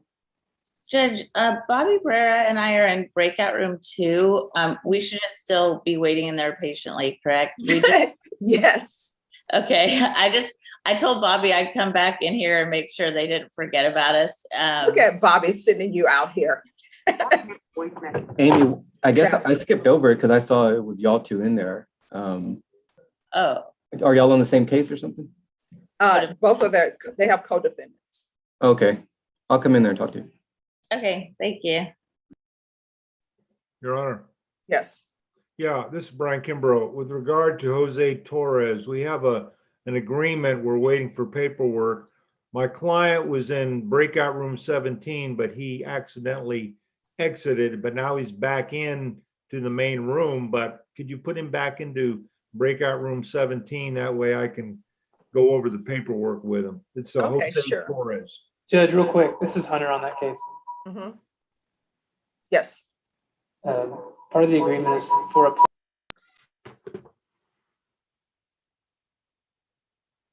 as for a plea in the county court. I've reached out to county court 15 to try and get that done before we do the felony plea, Judge, and I haven't heard back. Does this court have a good contact for county court 15? All right, who's the judge in 15? Vada, Is Your that Honor. Key or Vera? I think it's Judge Vada. Vada. Oh, just give us a moment.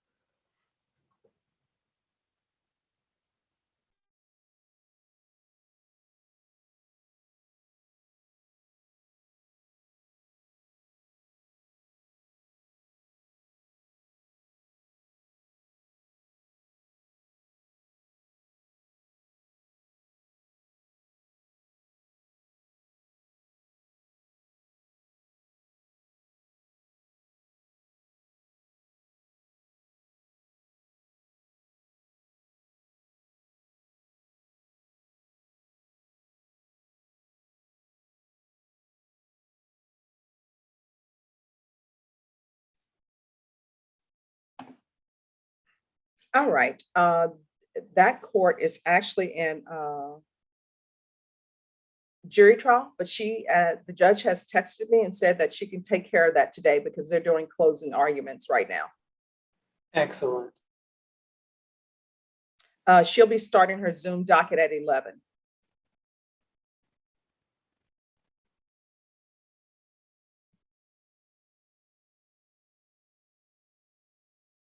So she's going to text me the Zoom link, and I will put the Zoom link in the chat box to you.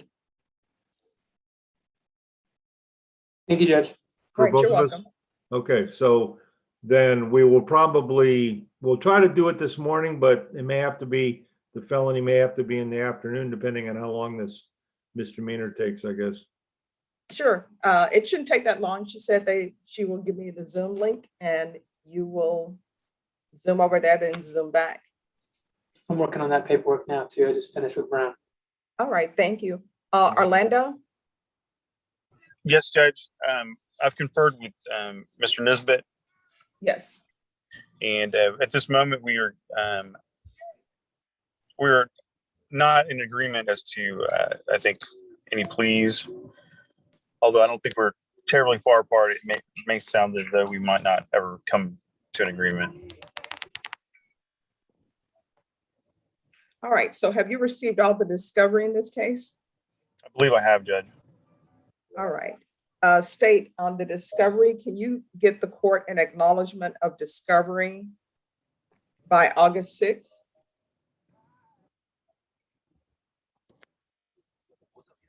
Who's the prosecutor? Sorry, I was muted. Yes. All right, so acknowledgement of discovery will be due August 6th. And is this the case that I need to give a plea deadline date now, or do you need more time to speak? I was hoping that he would consider our offer and possibly speaking with the decedent's family. All right, this is what we'll do. Norma, can you give this a 30-day reset? And at that setting, I'm going to give you a plea deadline date. And then after that, it'll be jury trial. Yes, Judge. Yes, ma'am. I can do the 13th of August. That works for me. All right, we'll be back on August 13th. And your next setting date will be your plea deadline date.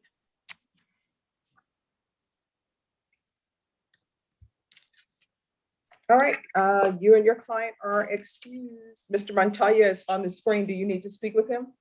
No, Judge, I'll speak with him. Again, I spoke with him yesterday, and I'll speak with him in person again. All right, Norma, can you let them know L11 can go back? Yes, ma'am. All right, thank you. Thank you, Judge. You're welcome. Carl Alexander, your client is here. Yay. Thank you, Judge. So if you'll go back to breakout room number 1, and Mr. Balsadua, I'm going to send you to number 1. Bobby Barrera. Good morning, Your Honor. I have conferred with Marcus, Amy, his co-defendants. At this time, we're unable to reach any plea agreement. Okay, just give me one moment. Thank you.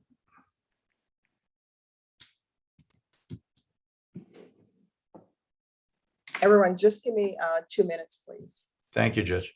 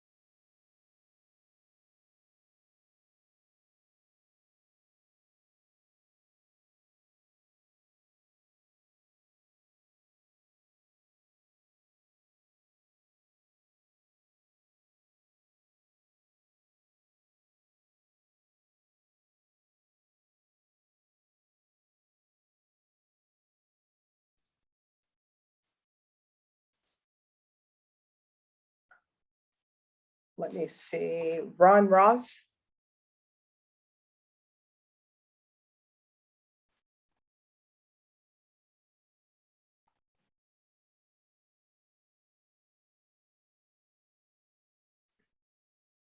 All right, Bobby Barrera, Frank Tellerico. Yes, ma'am. Yes. What is happening with that case? Okay, so conferred with Marcus. There is an offer in there that I have conferred with my client that he has previously rejected. And we would like to stay on the trial docket, Your Honor. All right, then I need to send you to a breakout room with Ms. Ferguson and Marcus so you can confirm over trial date. Over trial dates? Yes. So you Okay. are, so you can pick a jury trial date. And Okay. is it the same with Amy Owen, Mr. Sanders? Is she I'm requesting? still talking to Amy. I just heard Bobby, so I came out. Okay, so Bobby, if you'll go to breakout room number 8. Yes, ma'am. Okay, And, thank you. Norma, if you'll go to breakout room number 8, they need a jury trial date. Thank you, Your Honor. You're welcome. After that, are my client and I excused? No, after that, you need to come back to the main room. Okay, thank you. All right, then. You're welcome.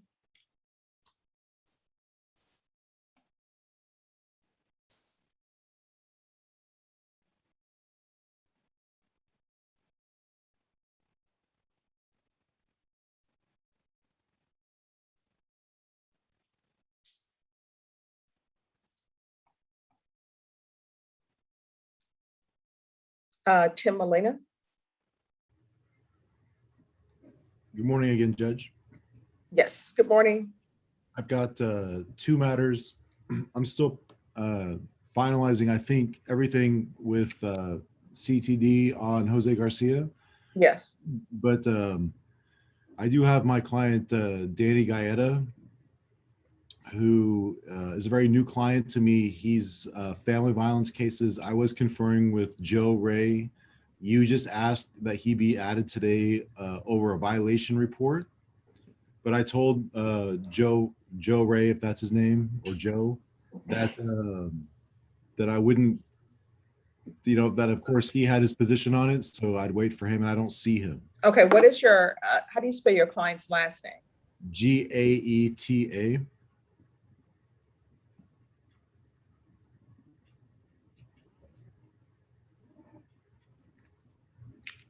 Let me see if I can find the file.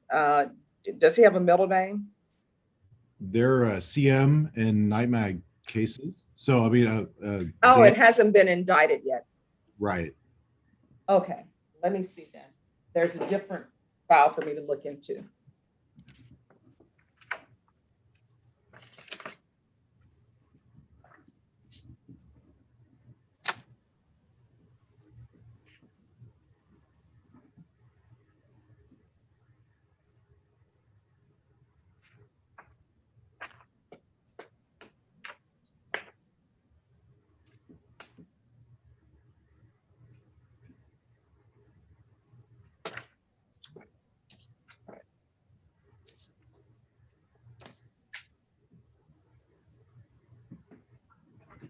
All right, we'll wait for Joe Ray to come back in and we'll see what's going on. All right, Bobby Barrera, you back on Frank Tellerico? Yes, ma'am. We have conferred on August 6th. My client is on bond. I'm unless he's got previous out of town plans, I'm available on August 6th. All right, Frank Tellerico, where are you? He was on earlier. Let me make sure he did. I'm calling him right now, Judge, but he was on earlier in the hold room. Okay. Hey, are you on Zoom?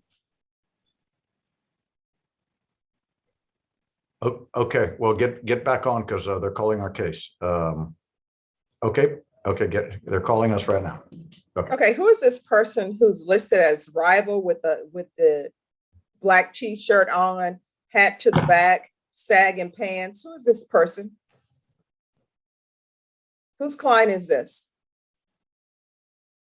Who's driving? No, who's on here with this black shirt, gold watch, hat to the Oh. back, sagging pants? Who is this client? Does anyone recognize their client? REVVL number 4.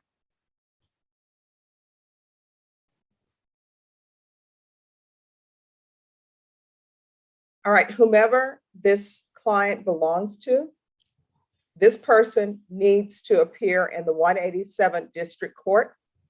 You there in the black gold watch with your hat to the back and the black shirt, you're to appear in court.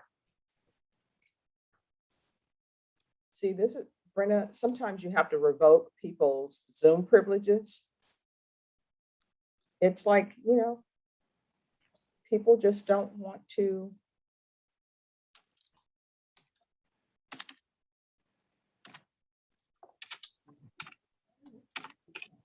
Hey, Judge, it's John Kuntz. Just one moment. Sure.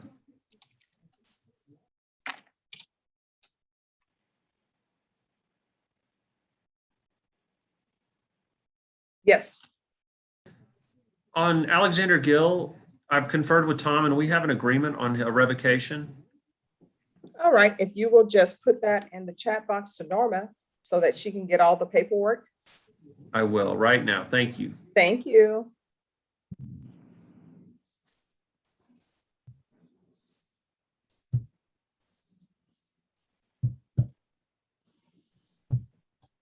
Your Honor, I had to log in and log out and log back in. Can I be made a co-host?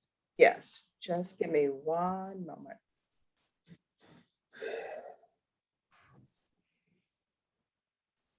There you are. All right, and Bobby, when your client comes back in, let me know. And then Tim. I'm sorry, go ahead. And Tim, I'm just waiting for Joe Ray. Joe Ray is the only family violence prosecutor here today. Just give me one moment, everyone.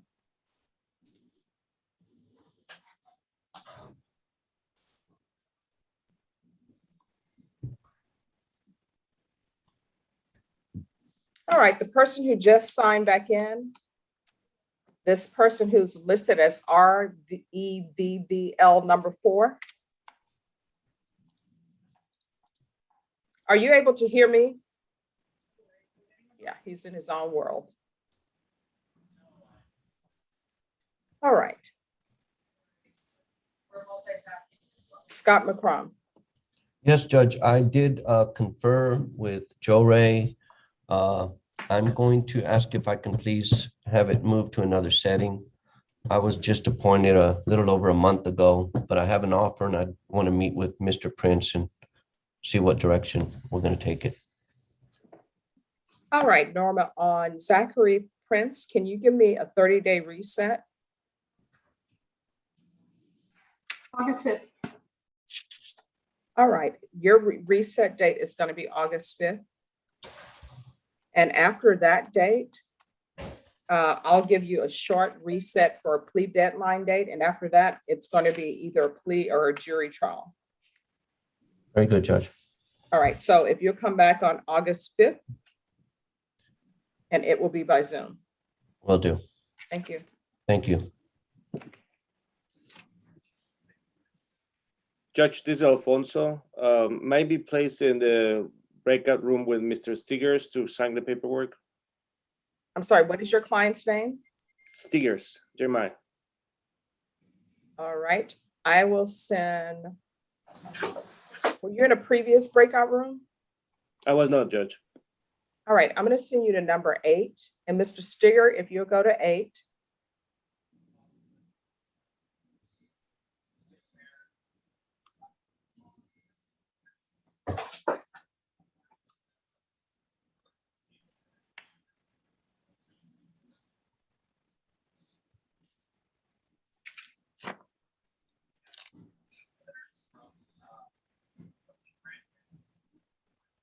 Judge, I think Mr. Tallarico may be in the waiting room. Oh, it's Mr. Tallarico. He's not the person who was in the black shirt. Oh, no, ma'am. Okay.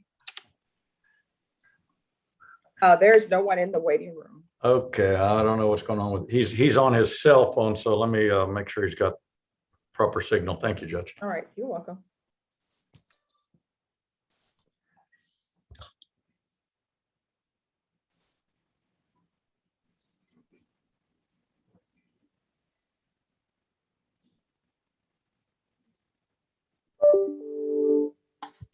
What is your name in the black t-shirt? You need to unmute.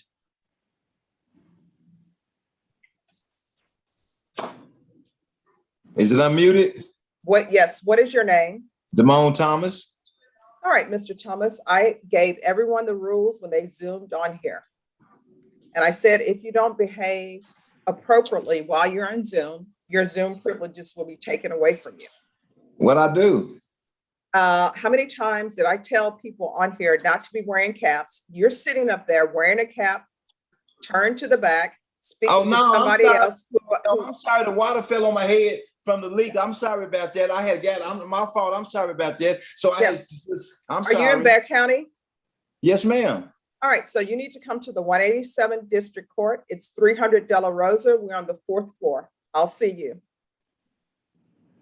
When do I need? All right.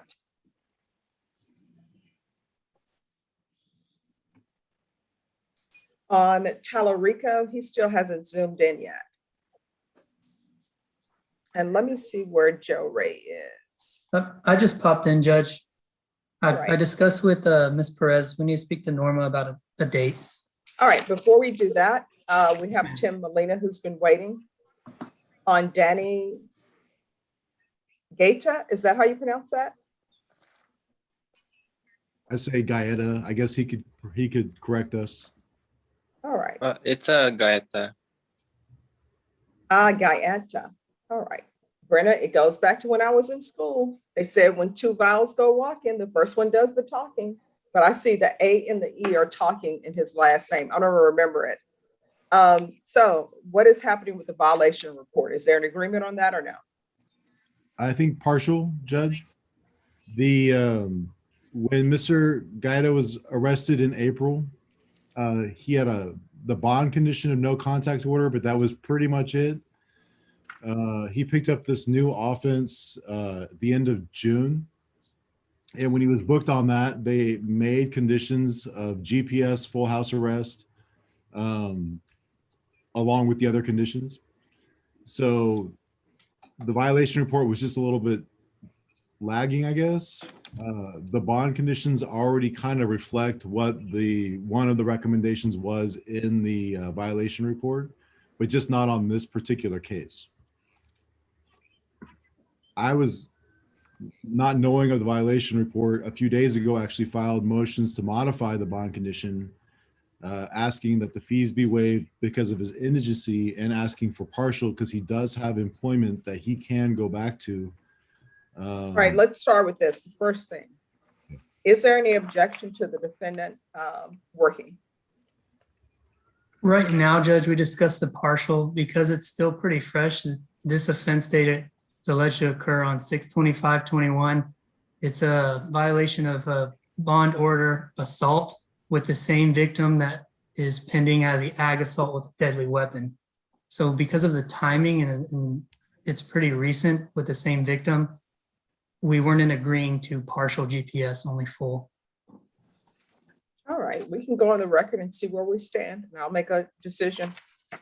The court is calling CM 078604, State of Texas versus Danny Gaeta.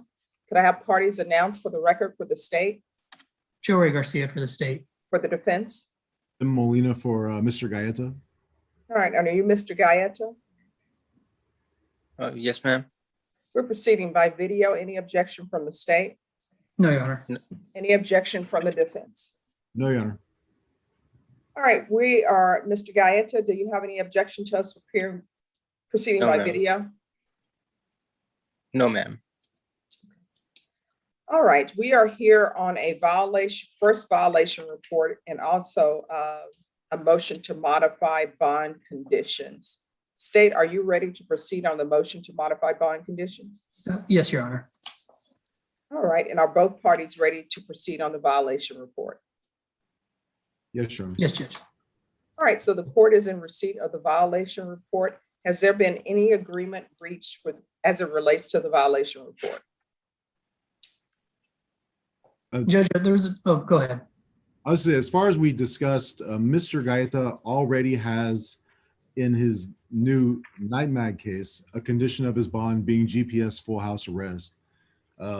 If it, by way of agreement, I guess, I mean, we are not opposed, of course, to that also becoming a condition on his existing CM case.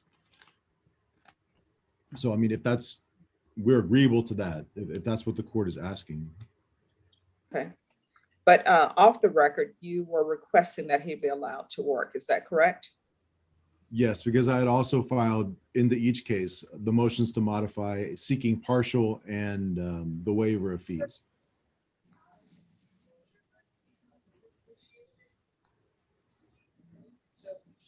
All right, State, do you object to the defendant being allowed to work? Yes, the state at this point is objecting to the partial GPS, requesting full GPS, Your Honor. And the reason for that?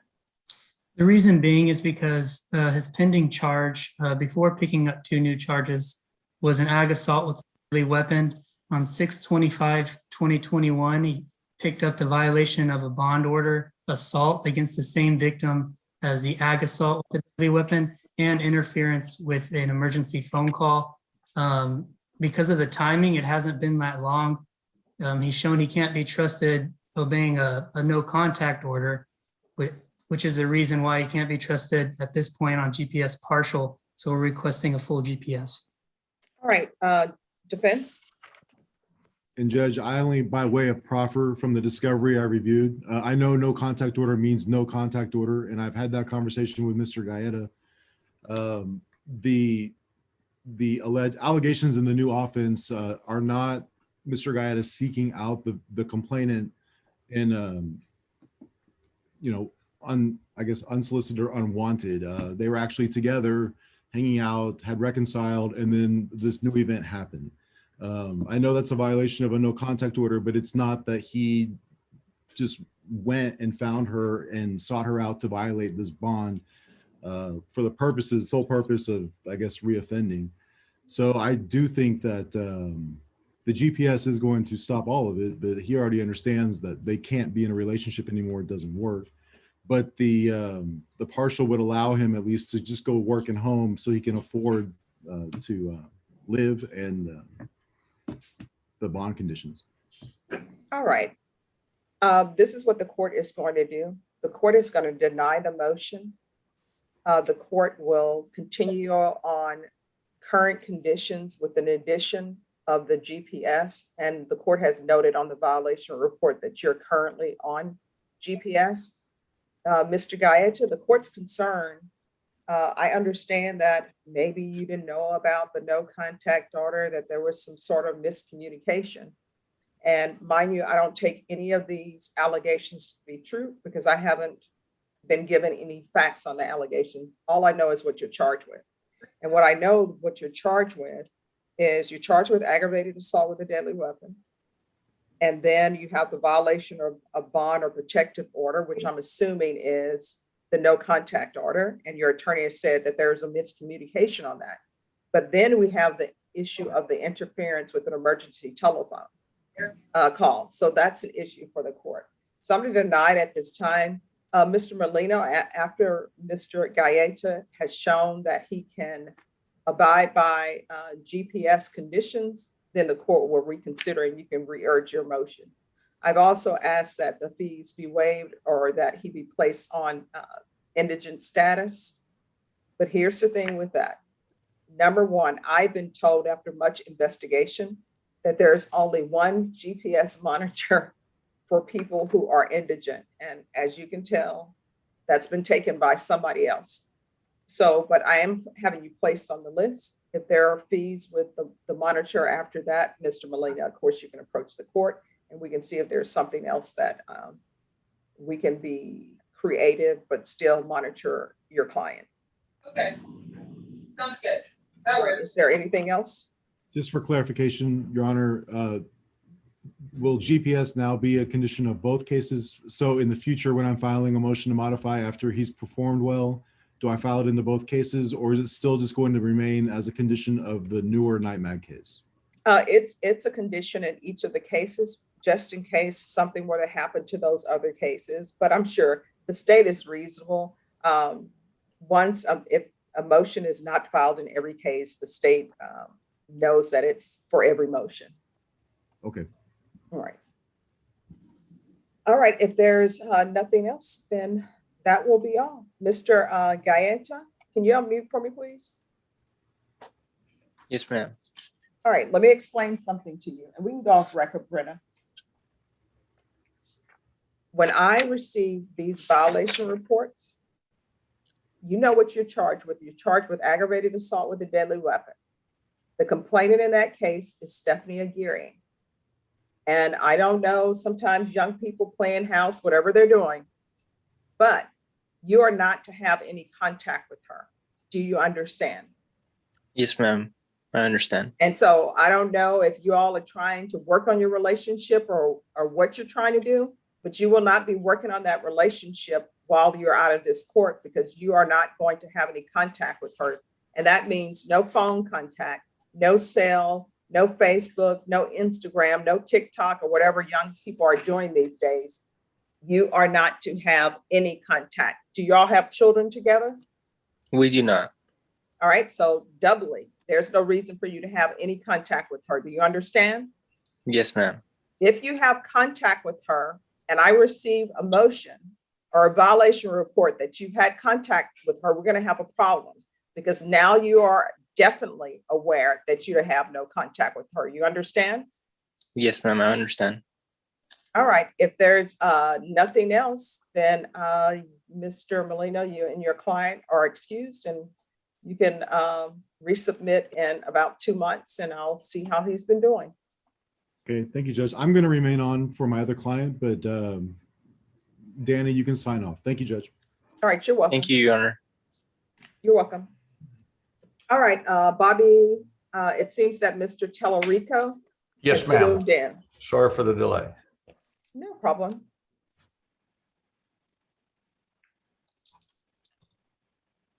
Can you hear me? Just give us a moment. Okay.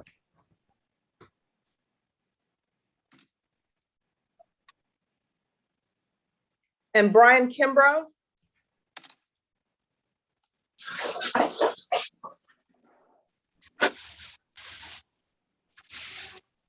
Okay, hopefully he got the message. Who's the prosecutor you're working with on this? Bobby. Oh, I'm sorry. Marcus. Marcus is and Norm and I agreed on August. No. Which prosecutor was it? Marcus.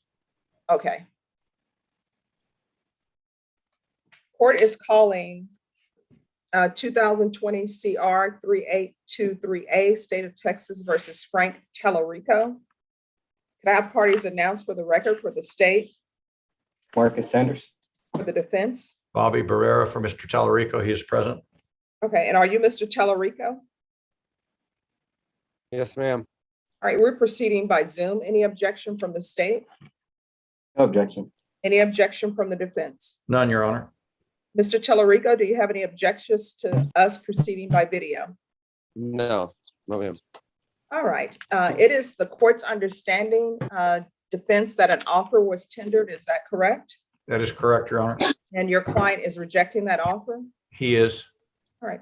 Mr. Tellerico, are you requesting a jury trial? Yes, ma'am. All right. Yes. Defense, have you received all the discovery in this case? I believe I have, Your Honor. Sufficient to prepare at this time. Yes, ma'am. All right, and the court would note for the record that the court received an acknowledgement of discovery on January 26, 2021. Did both parties have a chance to confer on a jury trial date? We did, Your Honor. And what date has been agreed upon? August 6th. All right, everyone, please make sure you're on mute. State, any objection to the August 6th as the jury trial date? No, Judge. Defense, any objection to August 6th as a jury trial date? None, Your Honor, at this time, unless I'm in trial previously that week. Mr. Tellerico, do you have any objection to August 6th as a jury trial date? No, ma'am. All right, then, Mr. Tellerico, you'll need to be in the 187 District Court on August 6th at 9 a.m. The 187 District Court is located at 300 De La Rosa. Do you understand? Yes. All right, so New when- courthouse or the old courthouse? It's the new courthouse. The 6th. Okay, the 6th, 9 a.m. All right, and what month? next month, August. All right, thank you. All right, if there's nothing else, we will close the record. Your Honor, All right, thank you thank very you. much. Marcus, thank you. Frank, may we be excused, Your Honor? Yes, Okay, I'll call you later, Frank. Thank you all. All Have a right, great day. all right. thank you, you too. Thank you, Judge. Amy Owen?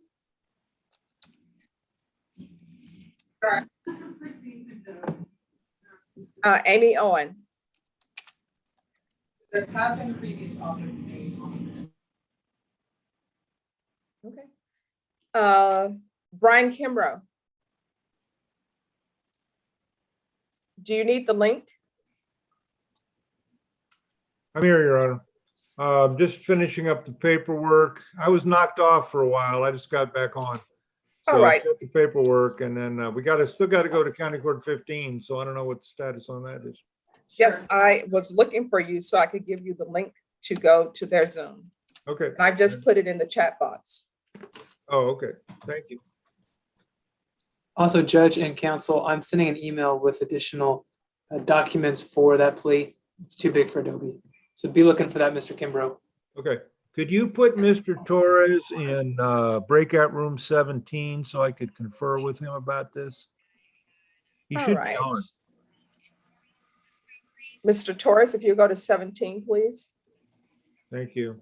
And Brian Kimbrough, I'll send you to 17. Great. Thank you. You're welcome.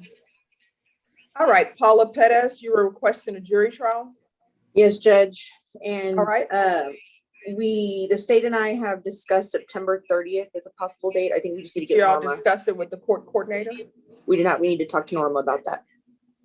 All right, if you'll go back to breakout room number 3, and I'll send the court coordinator number 3. Great. Thanks, Judge. You're welcome. Carl Alexander, you're back. Yes, Judge. And then we have an answer as far as drug and alcohol monitoring. My client is requesting if he can do the hotline. We'll just be calling in every day as to when to show up for a UA, just because it's theoretically less expensive. Okay, just give me 1 second. To the clerks in the back, I'm sending you paperwork on Mr. Stiggers. Wait a second. I'm almost done. Okay.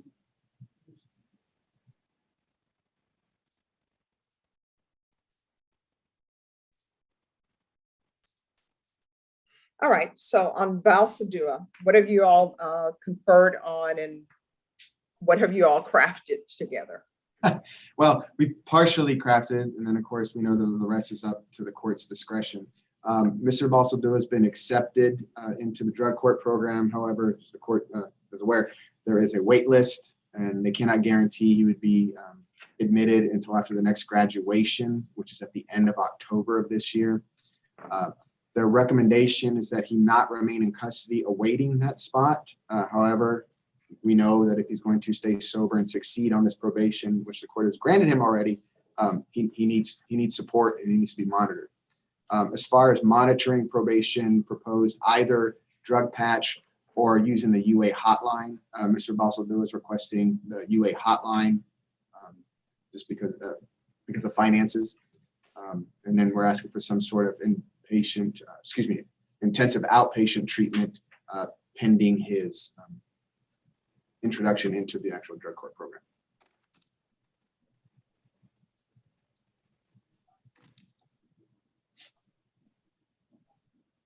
All right, Mr. Balsadou, can you unmute for me, please?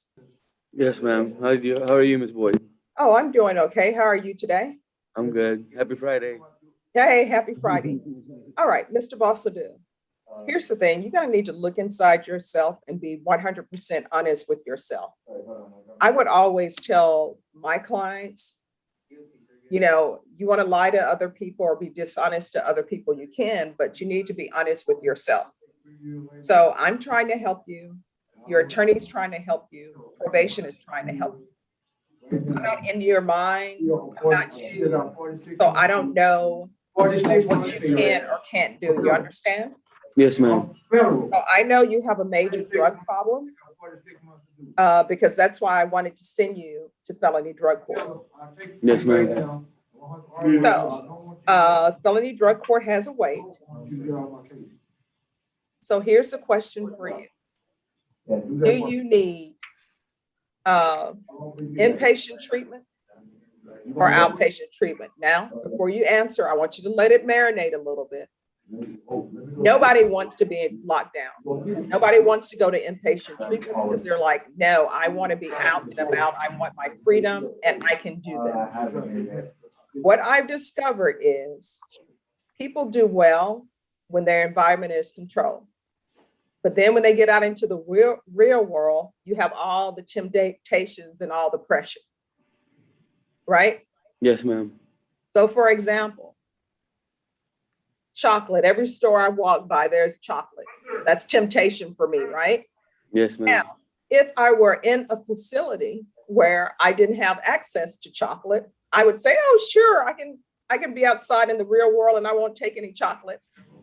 But what I've discovered is immediately when people leave the jail, the temptation hits them and they can't fight against it and they make things happen. Now, in your situation, as it relates to drugs, let me give you an example of that. Steven Tyler, the guy who's with, what's the name of the band, Carl? Steven Tyler? Aerosmith. Aerosmith. They were doing a documentary because he was a heavy drug user. And so in the documentary, he said how long he had been off drugs. And I want to say it was either heroin, I think it was heroin. But he said he was watching this news program and some guy died of an overdose, a heroin overdose. And he was like, the first thing that came to his mind was, wow, that must have been some good heroin. And then he had to backtrack and say, no, I need to call my sponsor. I need to do this because I want to use it, because the first thought in my mind was like, man, that must have been some great heroin. So I say this for you to let me know, can you do outpatient treatment? I think I can do outpatient treatment. I've never done it before, and I think what Carl was telling me is all the calling every day and being with my mom and my family to help me do it too. I think I can do it. All right. So what's your mom's name? Isabel, and same last name. So does she want you living with her? Yes, ma'am. All right, because we're live on Zoom, I'm not going to let you give me the address, but you're going to need to give probation the address. Okay. Here's the thing, you're an adult, but you're living with your mom. So yes, that means her rules go. You understand? Yes, ma'am. So he's to reside with Isabel Torres? Basaldua. Oh, sorry, Basadua. Why did I think it was Torres? I said that. Gentlemen, your judge, Mr. Torres. And I had just figured out how to say your name too. Basadua. Okay, you're going to reside with Isabel Basadua until further notice. There's going to be the UA hotline. We're going to do intensive outpatient treatment with probation. And we're going to do we're going to continue with the random field visits 3 times per month. Okay. Rebecca, is there anything else where we can keep track with him and sort of limit his temptation?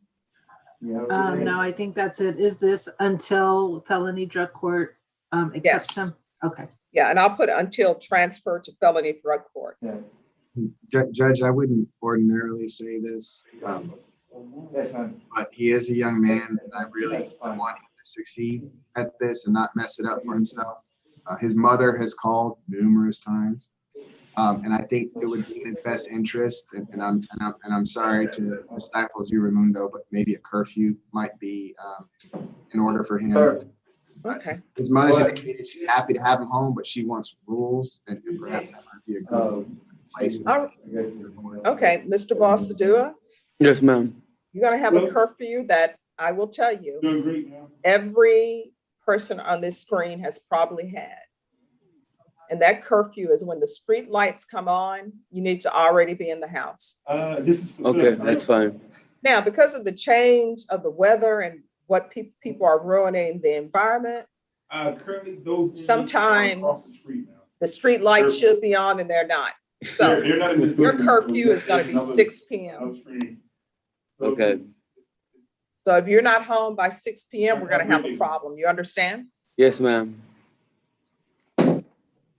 All right, and Rebecca, because I know GPS, I don't think there's any GPS available. Is that correct? That's free? Yeah. So this is what we're gonna do. He needs to make a phone call from his mom's house every day at 6 p.m., leave a message. And if that number doesn't come up,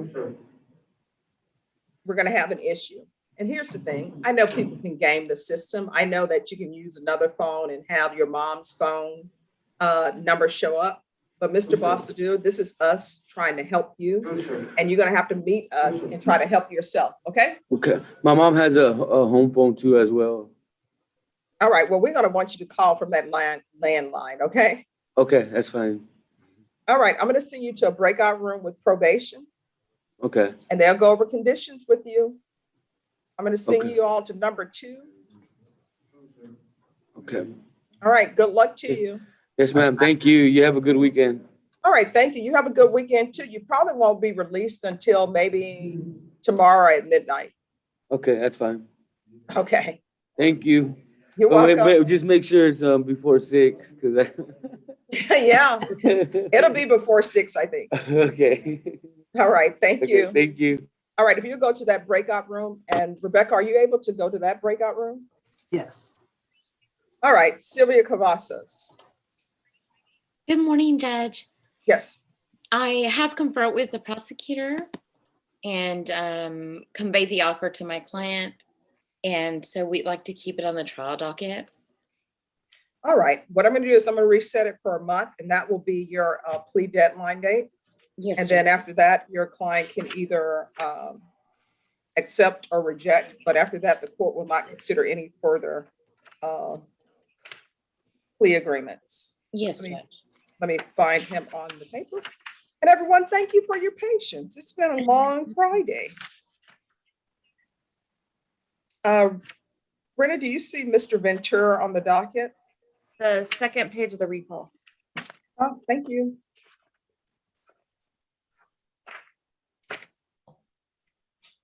All right, Norma, can we have Mr. Ventura come back on August 12th? That's great, Judge. It's my birthday, so that'd be great. Okay, see, and you know what's so funny? They're scheduling things for me November 1st, and they know I believe in birth months. Like, you should be able to take the Oh, that's entire right. month. Yeah, that's sweet. Okay. I've seen that. You're like happy birth month. I like that. Oh, yeah. But yes, Judge, I am available. All right. We will bring you back on August 12th, and that will be your plea deadline date. Yes, You know, I tell everybody they should celebrate birth months, because I know for a fact when I was a baby, I'm sure I brought joy to my parents, at least for a month, probably longer, but at least for a month. All right. You and your client are excused. Thank you. Okay, have a nice weekend. All right. Thank you. You too. You. Amy Patience Owen. Yes, Judge. Yes. What is happening with Schultz? We just need a trial date, Judge. We've conferred, Marcus and I discussed various issues in order to see a trial date, please. All right. And have you all conferred on a trial date? No. Okay. Let me see where Marcus is.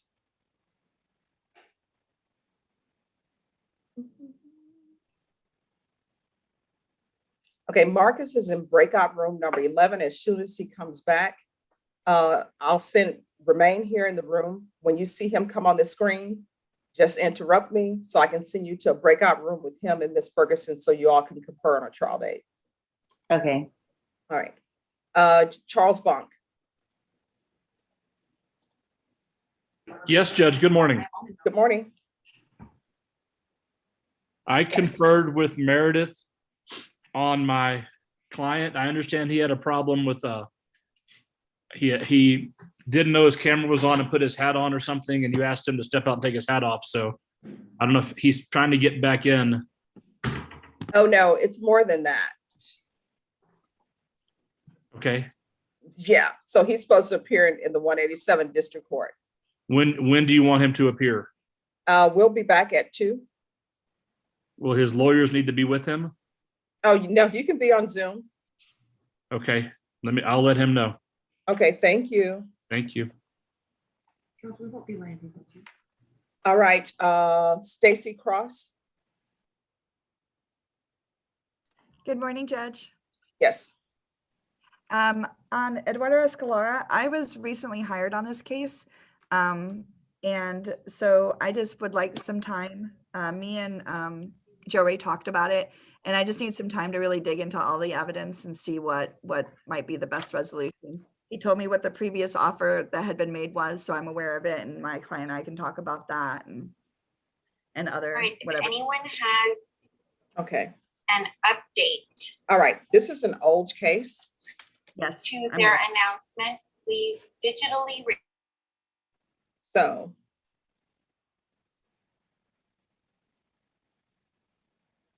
What I'm going to do is I'm going to extend the plea deadline date because you just got hired, but it's going to be extended in this month. So it's not going past this month. Norma? Yes, ma'am. On Eduardo Escalera, Yes, ma'am. can we recall this the week of July 19th?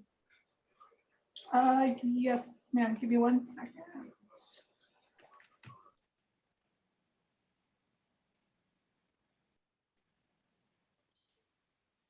And Judge, I'm just going to be like really honest right now. I am probably going to be in trial twice next week and once the week after. So I'm a little concerned about July 19th creeping up on me before I'm really ready to be able to deal with that. Because I know like when I'm in trial, I focus on my client who's in trial. All right, we can recall it the 16th. The 16th, well, I was asking for more time, Judge, not less. Because I'm concerned about like how often I mean, we just finished a trial yesterday. Like it's just, it's boom, boom, boom right now with trials because of the backlog. All right, Norma, set it for the week of July 26th. Okay, thank you, Judge. I appreciate that additional You're time. welcome. It will be the 27th, Judge. All right, we'll see you back on July 27th. That's the plea deadline date. The court will not extend any further plea deadlines in this case. Okay, thank you, Judge.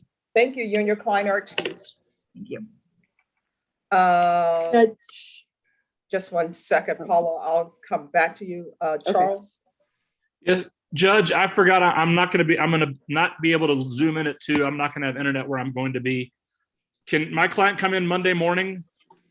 Norma, can we have Mr. Wyatt for Monday, and he'll need to be in the courtroom. I'll let him know, Judge. Yes, 9 o'clock, 9 a.m. Yes. I'll have him there. Okay. Thank you. May I be excused? Yes. And Thank you. Charles, just so Yes. your client knows, his Zoom privileges are revoked because this is the second time that he's done different things on Zoom that he wasn't supposed to be doing. I understand. All right. Thank you. We'll On a see separate, you on. okay. On a separate matter, just when we're there Monday, would it be possible for Norma to have all the lawyers on RC Curtis present at some point Monday? I filed a motion I need to bring to your attention on Monday. All right. Just get in touch with Norma. Yes. I will. Yes. Thank you. Thank you. You're Thank you. excused. Thank you.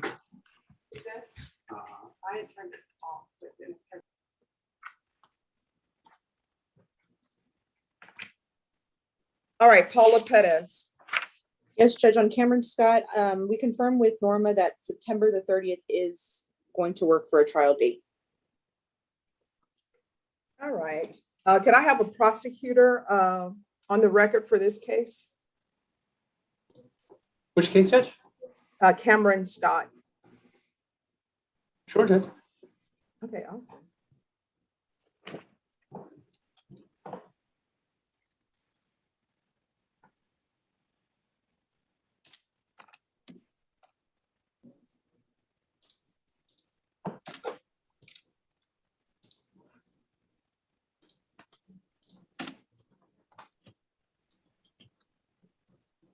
All right, the court is calling 2021 CR 3087, State of Texas versus Cameron Keith Scott. Can I have parties announced for the record for the state? Hunter Morris. For the defense? Paula Perez for Mr. Cameron Scott. All right, and are you Mr. Scott? Can you unmute for me, please? No, I'm Jacqueline Villegas. All right, any objections to us proceeding by video, state? None, Judge. Defense? No, Judge. All right, it's my understanding an offer has been tendered, is that correct? Yes, Judge, that's correct. And that offer is being rejected? Yes, Judge, it is. All right, Mr. Scott, are you requesting a jury trial? Yes, Your Honor. All right, defense, have you received all discovery? Yes, Your Honor. The only items that I did want to make note of were the police reports, the attachments. They weren't originally uploaded to e-discovery. So that's one thing that I just asked the state to confirm because I've not verified one again recently since the last time. I understand this is a family case, Yes, right? this is family Let me try violence to case. write all this down here. All right, did you all have a chance to confer on a trial date? Yes, Judge, we did. With Joe Ray. And what date? September 30th, 2021. All right, state any objections to September 30th, 2021 as a trial date? None, Judge. Defense, any objections to September 30th as a trial date? No, Judge. Mr. Scott, do you have any objections to September 30th as a trial date? No, Your Honor. All right, then your case will be set for September 30th at 9 a.m. in the 187th District Court. It's located at 300 De La Rosa on the 4th floor. Do you understand? Yes, Your Honor. So when is your trial date? September. September The 4th. Your trial September date is 30th, Mr. September Scott. 30th. September 30th. Sorry. 30. Sorry. So when is your trial date? September 30th. And where do you need to be on September 30th? 187 court, 4th floor, What time? 9 a.m. All right, we will see you on September 30th at 9 a.m. And from the state, if I can receive an acknowledgement of discovery by August 13th. If there are any motions that need to be heard, Ms. Perez, you can file them before then. Thank you, Judge. May we be excused? Yes, Thank you. you're welcome.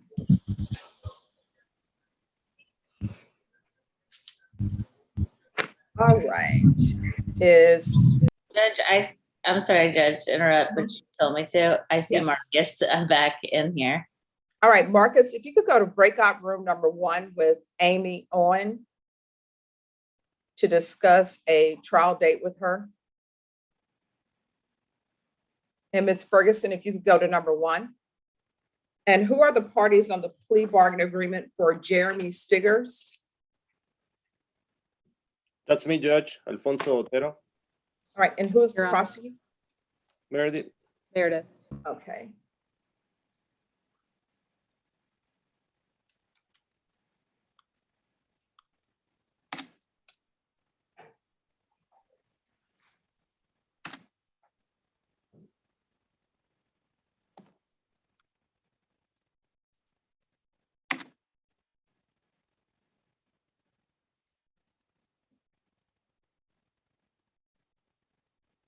Rebecca, are you back from the breakout room?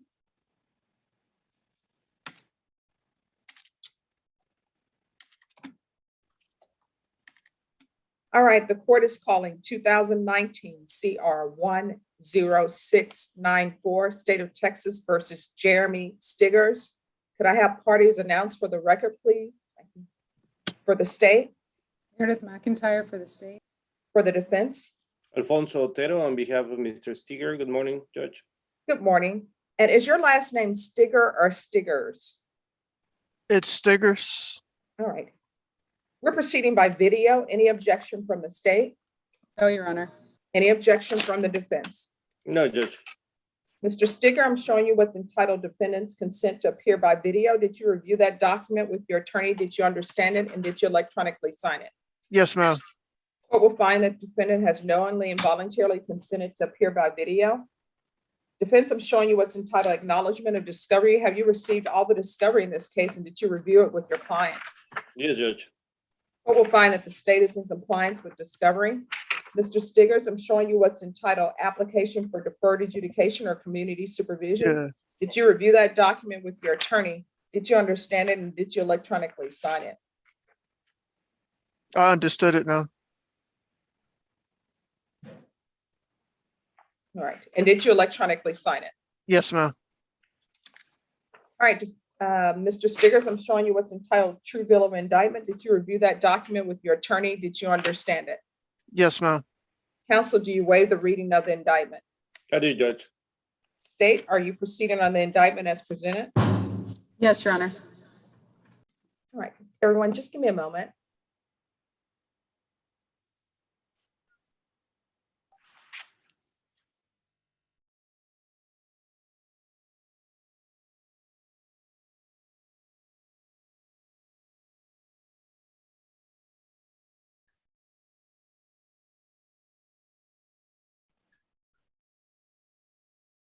Mr. Stiggers, I'm going to show you a document entitled Court's Admonishments and Defendants' Waivers and Affidavit of Admonitions. Did you review that document with your attorney?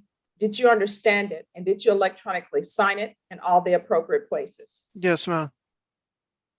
Did you understand what you're charged with is aggravated robbery? That's a first-degree felony. The range of punishment is anywhere from 5 to 99 years or life in prison. Did you understand? Yes, ma'am. And up to a $10,000 fine. Did you understand? Yes, ma'am. If you have a plea bargain agreement with the state, the court does not have to follow your plea bargain agreement.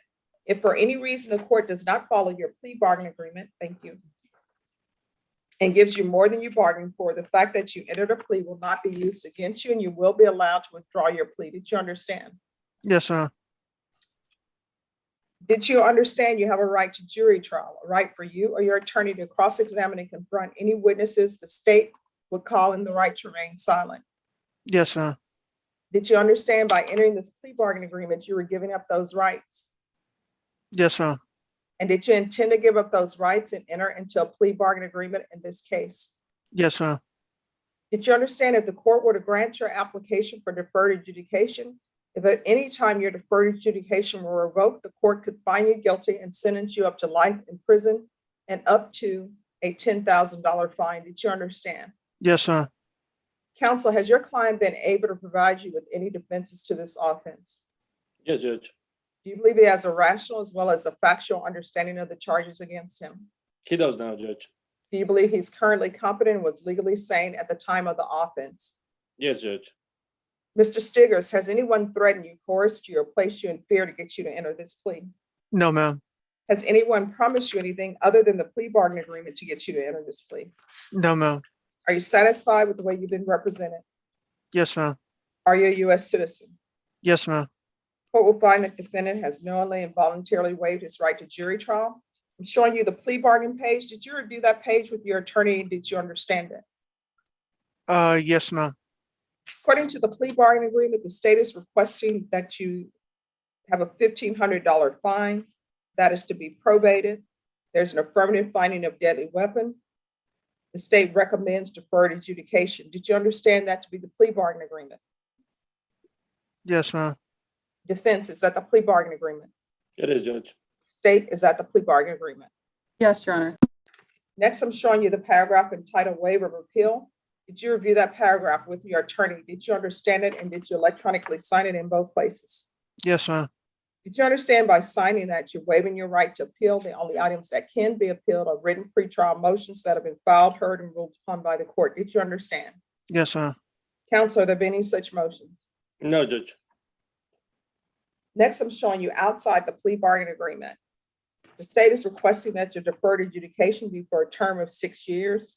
There be a TAP evaluation, no community service hours, no contact with Sandra Marsh, and the Valero at 15720 US 281 North, San Antonio, 78232. MIC evaluation supervision with an emphasis on medication compliance and no possession of weapons. Did you understand those are recommendations from the state, and the court does not have to follow those recommendations? Yes, ma'am. Then to the offense as charged in the indictment, how do you plead? Guilty, not guilty, or no contest? No contest. State any evidence to support the defendant's no contest plea. State offers State's Exhibit 1 and all attachments. Any objections? No objection, Judge. Mr. Stiggers, I'm showing you what's entitled Waiving Consent to Stipulation of Testimony and Stipulations. Did you review that document with your attorney? Did you understand it? And did you electronically sign it in all the appropriate places? I did, Your Honor. Again, did you understand you have a right to jury trial, a right for you or your attorney to cross-examine and confront any witnesses the state will call and right to remain silent? Yes, ma'am.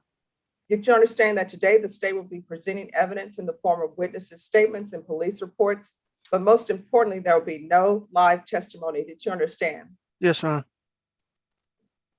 Court will find that defendant has knowingly and voluntarily consented to stipulation of testimony and stipulations. The court will accept into evidence State's Exhibits 1 and attachments and review the same.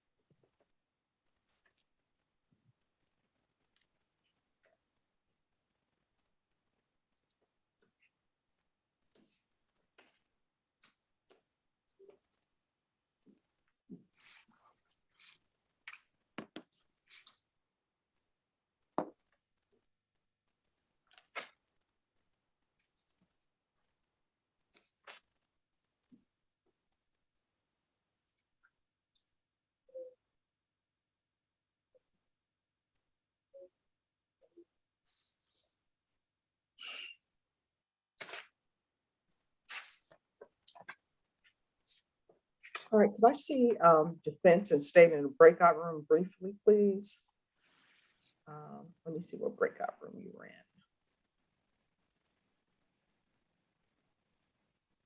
If you could go to breakout room number 2, please, Mr. Alfonso Otero.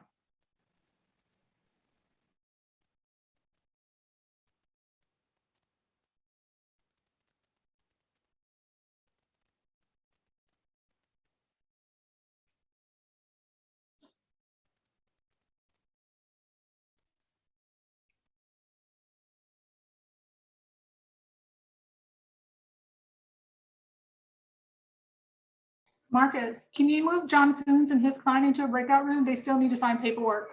Yes, and Mr. Wiatrick, can you go to room 4 with your attorney? Hey, Norma, I was just texting you. The second set of paperwork you sent for the second case had someone else's name on it. That's the name he has on CJS. That's not the name. But that's not the name that the MTR has him as. That's what I have on the docket. The MTR copies that I have don't have that name. He has 2 different MTRs. The cases, each case has a different name. So the copies I have both say Alexander William Gill on them. I'm looking at them right now. And on my docket, I have a Tommy Jones Gill. It's on here.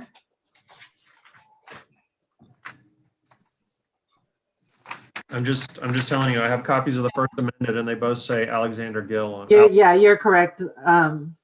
You're correct. Both the MTRs do have his name as Alexander. Yes, there's 2 different names with the same SID number. I just, whatever works, I just want to make sure we do it right. Meredith, can I see you in breakout room number 2, please? Ah, she's frozen.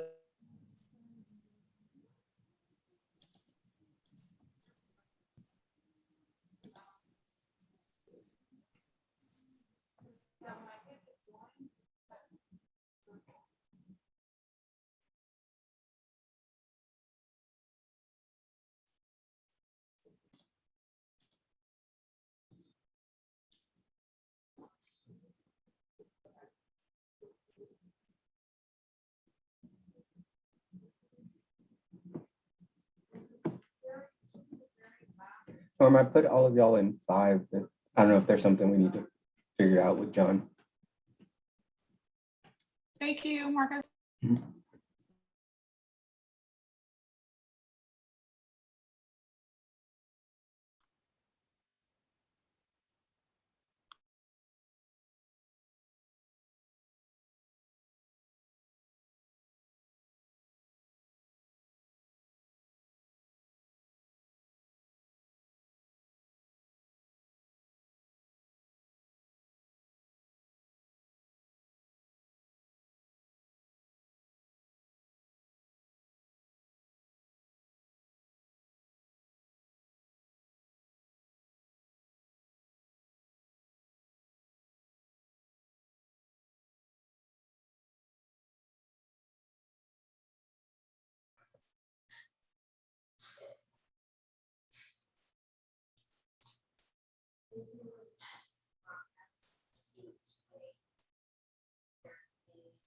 Hey, Lorraine, do we still need to speak?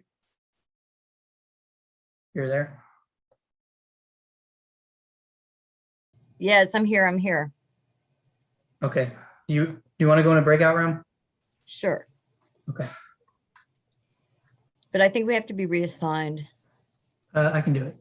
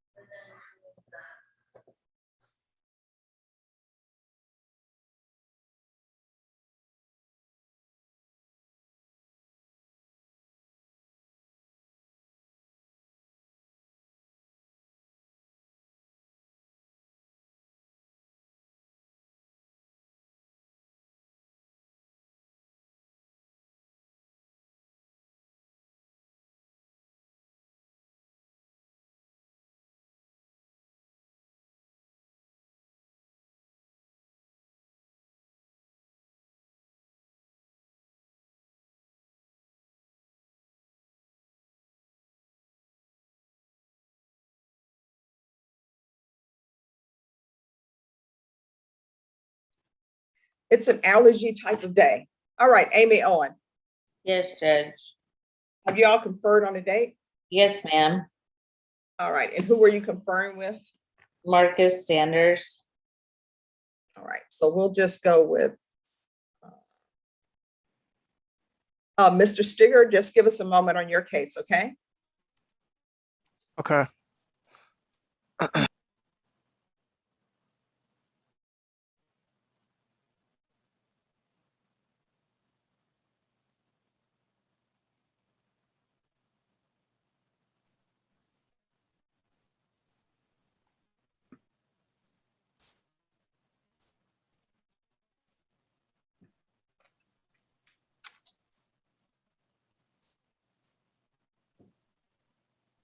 All right, is there any prosecutor available just to put this on the record?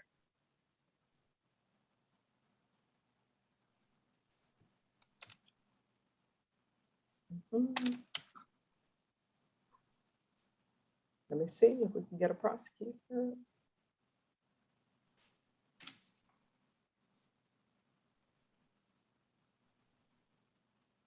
Thank you. Just one second, Amy.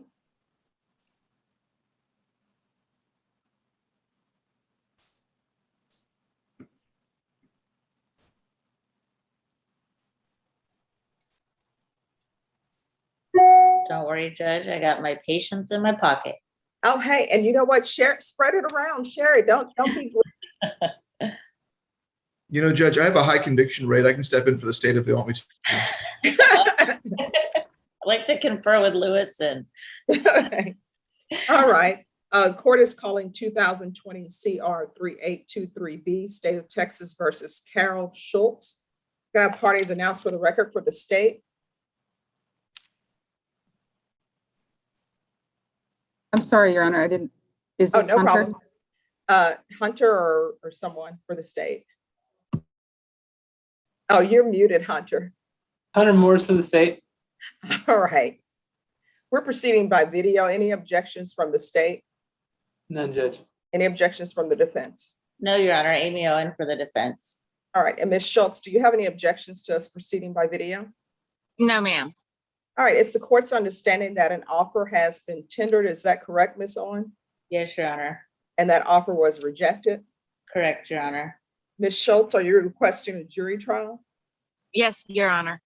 State, have you received all the discovery in this case? I'm sorry, defense, have you received all the discovery in this case? I'm telling you, it's already been a long day, but it's Friday. Defense.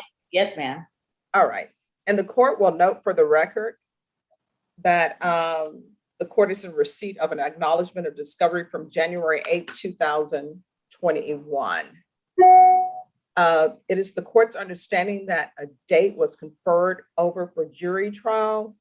Ms. Owen, what date was that? September 30th, 2021. All right, state any objections to September 30th as a trial date? I'm not sure who Ms. Owen spoke with, but I have no objections to that, Judge. Oh, it's Joe Ray. It was Marcus. It was Marcus. Oh, Marcus. Okay. Brenna, it was somebody. So does the state have any objections to September 30th as a jury trial date? No, Judge. All right, defense, any objection to September 30th as a jury trial date? No, ma'am. Ms. Schultz, do you have any objections to September 30th as a jury trial date? No, Your Honor. All right, Ms. Schultz, you'll need to appear in the 187 District Court on September 30th at 9 a.m. for jury trial. Do you understand? Yes, Your Honor. All right, it's the 187 District Court. It's on the 4th floor at 300 De La Rosa. Do you understand? Yes, Your Honor. All right, what date is your jury trial date? September 30th. What time? At 9 a.m. At And 9 where? a.m. in the morning. All right, At the and which- 187th Court. All right, thank you. You're great. All right, with that, we'll close the record. I'll see you all then. Thank you, Your Honor. Maybe. Thank you, Your Honor. You're welcome. Have a great rest of your Friday. You too, Judge. All righty.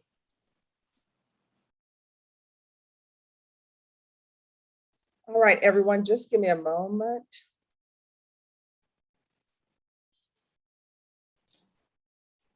And let me see if I've received a document yet.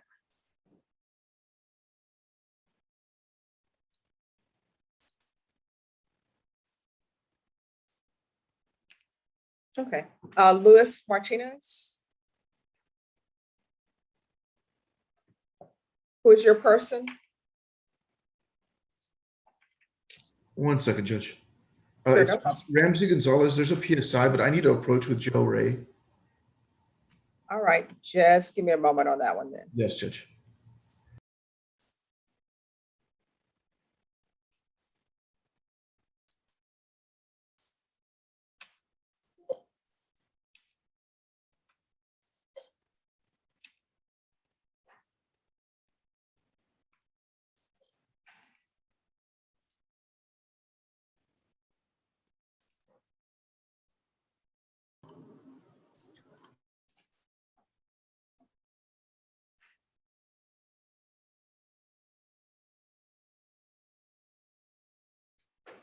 Okay.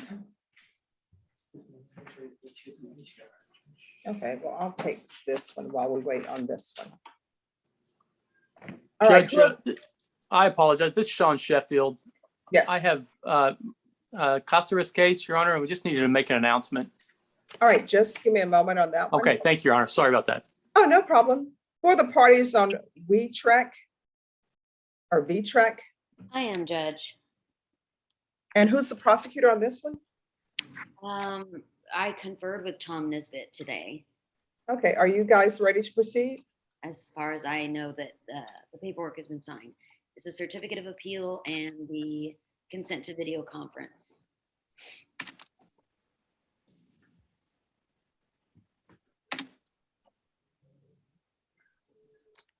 All right, the court is calling 2021 CR 11175. That sounds like that's too many ones. Let's see. No, it's 2021 CR 1175, State of Texas versus Leslie James. How do you pronounce his last name? Beatrick. All right, Beatrick. Could I have parties announced for the record, please, for the state, Tom Nisbet. for the defense? Alice Warburton. And are you Mr. Beatrick? Yes, ma'am. We're proceeding by video. Any objections from the state? None. Any objections from the defense? No, Judge. Mr. Beatrick, I'm showing you what's entitled Trial Defendant's Consent to Appear by Video. Did you review that document with your attorney? Did you understand it? And did you electronically sign it? Yes, ma'am. Court will find that defendant has knowingly and voluntarily consented to appear by video. Next, I'm showing you what's entitled Motion to Enter Adjudication of Guilt and Revoke Community Supervision. Did you review that document with your attorney? Did you understand it? And did you understand it? Yes, ma'am. Are you the same Leslie James Beatrick who was placed on deferred adjudication in 2021 CR 1175 for the offense of possession with intent to deliver a controlled substance? Penalty group 1 gram to 4 grams on May 18th, 2021 for a period of 4 years. Is that you? Yes, ma'am. All right, state. Yes, Judge. Condition number 1, on or about the 26th day of May, 2021, in Bexar County, Texas, the defendant, Leslie James Beatrick, committed the offense of felon possession firearm in violation of condition number 1. How do you plead to that? True or not true? True. State waives the remaining allegations. Any objections to the state's waiver? No, Judge. Mr. Beatrick, did you understand by pleading true to violation of condition number 1, the court could find it true, grant the motion, find you guilty, and sentence you up to 20 years in prison and up to a $10,000 fine? Did you understand? Yes, ma'am. Knowing that, do you still wish to plead true to violation of condition number 1? Yes, ma'am. Court is finding violation of condition number 1 true. Is there an agreement? There is, Judge. It is to revoke and adjudicate the defendant, assessing 5 years TDC. In exchange, the state is going to TIC 2 cause numbers. The first is grand jury 751034. The second is 751035. All right, is that the agreement? It is, Judge. Mr. Beatrick, are you asking the court to follow that agreement? Yes, ma'am. Are you waiving your right to appeal? Yes, ma'am. All right, the court will follow your agreement. The court, as previously stated, found violation of condition number 1 true. The court will grant the motion, find you guilty, not grant you community supervision, sentence you to 5 years in the prison, taking consideration grand jury number 751034, 751035, and give you credit for any time served. Is there anything else from either side with regards to sentencing? No, Judge. No, Judge. Mr. Beatrick, I'm showing you what's entitled Trial Court Certification of Defendant's Rights to Appeal. Did you review that document with your attorney? Did you understand it? And did you electronically sign it? No, sir. Yes, ma'am. All right, because this is a plea bargain agreement, because I followed your plea bargain agreement, and because you waived your right to appeal, you do not have the court's permission to appeal. Do you understand? Yes, ma'am. And also because this is a felony conviction, you're not allowed to own or possess any weapons or ammunition. Do you understand? Yes, ma'am. All right, Mr. Viatric, good luck to you. We can go off the record. Mr. Viatric, you have some decisions to make in your life. If you want to be in and out of prison, you can continue on the path that you're on, or either you can take this as a time to reevaluate your decisions in life. You understand? Yes, ma'am. All right, good luck to you. Norma, can you let them know 14P can go back? Good luck to you, Leslie. And do you want me to tell your mother, or do you want to talk to her yourself? I'll talk to her. So you do not want me to call her, even though she wants me to? Oh, yeah, you could call her too, but I'll let her know. Okay, I'll call her. All right, thank you, Leslie. Thank you. All right, who are the parties on Alonzo Brown? Hunter Morris, Judge. David Andre Woodard, Judge, for Mr. Brown. And Your Honor, I would ask to be excused, but I'm still here I'm still here on Chris Allen. The state has asked for a trial date of September 15th, and that date All works. right, give me a moment. The court is calling 2020 CR 9627, State of Texas versus Alonzo Dwayne Brown. Can I have parties announced for the record for the state? Hunter Morris. For the defense? David Andre Woodard. All right, we're proceeding by video. Any objections from the state? None. Any objections from the defense? No, Your Honor. Are you Mr. Brown? Yes, ma'am. I'm going to show you a document entitled Defendant's Consent to Appear by Video. Did you review that document with your attorney? Did you understand it? And did you electronically sign it? Yes, ma'am. Court will find that defendant has knowingly and voluntarily consented to appear by video. Next, I'm showing you what's entitled Application for Community Supervision. Did you review that document with your attorney? Did you understand it? And did you electronically sign it? I did. Counsel, I'm showing you the discovery acknowledgement. Have you received all the discovery in this case, and did you review it with your client? Yes, Your Honor. Court will find that the state is in compliance with discovery. Mr. Brown, I'm showing you what's entitled True Bill of Indictment. Did you review that document with your attorney? Did you understand it? Yes, ma'am. Counsel, do you waive the reading of the indictment? We do, Judge. State, are you proceeding on the indictment as presented? Waiving count one, proceed on count two, possession, Judge. Any objections? No, Your Honor. Mr. Brown, I'm showing you what's entitled Court Admonishment and Defendant's Waivers and Affidavit of Admonitions. Did you review that document with your attorney? Did you understand it? And did you electronically sign it in all the appropriate places? Yes, ma'am. Did you understand in count two, you're charged with possession of controlled substance, penalty group 2, 4 grams, 400 grams. That's a second-degree felony. The range of punishment is anywhere from 2 to 20 years in prison and up to a $10,000 fine. Did you understand? Yes, ma'am. If you have a plea bargain agreement with the state, the court does not have to follow your plea bargain agreement. If for any reason the court does not follow your plea bargain agreement and gives you more than you bargained for, the fact that you entered a plea will not be used against you and you will be allowed to withdraw your plea. Did you understand?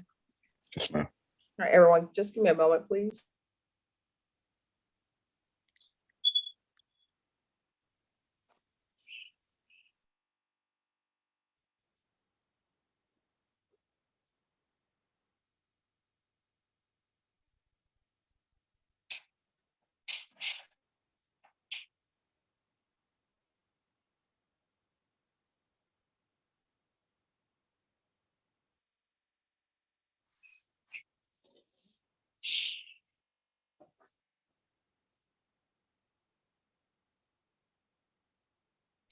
Judge, you're on mute. Did you understand you have a right to jury trial, a right for you, for your attorney to cross-examine and confront any witnesses the state would call, and the right to remain silent? Yes, ma'am. Did you understand by entering this plea bargain agreement, you were giving up those rights? Yes, ma'am. And did you intend to give up those rights and enter into a plea bargain agreement in this case? Yes, ma'am. Counsel, has your client been able to provide you with any defenses to this offense? He has, Judge. Do you believe he has a rational as well as a factual understanding of the charges against him? He does. Do you believe he's currently competent and was legally sane at the time of the offense? He is, Judge, and he was. Mr. Brown, has anyone threatened you, coerced you, or placed you in fear to get you to enter this plea? No, ma'am. Has anyone promised you anything other than the plea bargain agreement to get you to enter this plea? No, ma'am. Are you satisfied with the way you've been represented? Yes, ma'am. Are you a U.S. citizen? I am. Court will find that the defendant has knowingly and voluntarily waived his right to jury trial. Next, I'm showing you the plea bargain page. Did you review that page with your attorney? Did you understand it? Yes, ma'am. According to the plea bargain agreement, the state is proceeding on count 2. They're asking that your punishment be assessed at 6 years in the prison. The state opposes your application for community supervision or deferred adjudication. The state will take in consideration cause numbers 2020 CR 9629, 9630, 9631, 9632, and 9633. And there's to be restitution of $57 to laboratories for laboratory testing. Did you understand that to be the plea bargain agreement, Ms. Brown? Yes, ma'am. Defense, is that the plea bargain agreement? It is, Judge. State, is that the plea bargain agreement? Judge, the state also intends to take into consideration 9628 and 9634 that may have been cut off from the paperwork. All right, and the state will also be taking in consideration 2020 CR 9628 and 9634. Then did both parties understand that to be the entirety of the plea bargain agreement, state? Yes, Judge. Defense? Yes, Your Honor. Mr. Brown? Yes, ma'am. All right, next I'm showing you the paragraph entitled waiver repeal. Did you review that paragraph with your attorney? Did you understand it, and did you electronically sign it in both places? Yes, ma'am. Did you understand by signing that you're waiving your right to appeal? The only items that can be appealed are written pretrial motions that have been filed, heard, and ruled upon by the court. Did you understand? Yes, ma'am. Counsel, have there been any such motions? No, Your Honor. Then the count 2 and in the indictment, how do you plead? Guilty, not guilty, or no contest? No contest. State any evidence to support the defendant's plea? State offer states one attachments to include attachments sent to court and counsel via email. All right, any objections? No, Your Honor. No objections. Mr. Brown, I'm showing you what's entitled waiving consent to stipulation of testimony and stipulations. Did you review that document with your attorney? Did you understand it, and did you electronically sign it in all the appropriate places? Yes, ma'am. Again, did you understand you have a right to jury trial, a right for you or your attorney to cross-examine and confront any witnesses the state would call and the right to remain silent?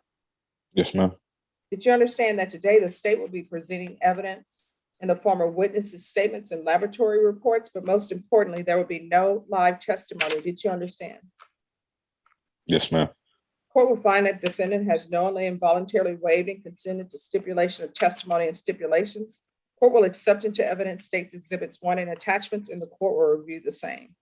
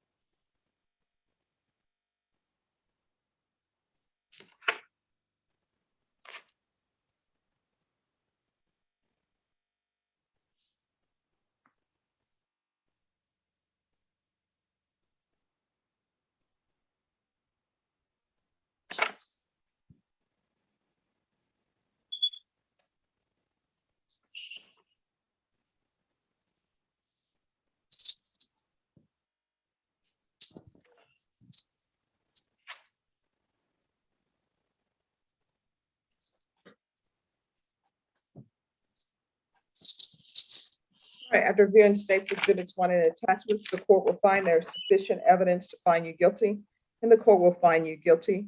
Norma, what's the date for us to come back for sentencing? Yes, ma'am. Give me 1 second, Judge. Let me look at the calendar. Hold on for just a moment.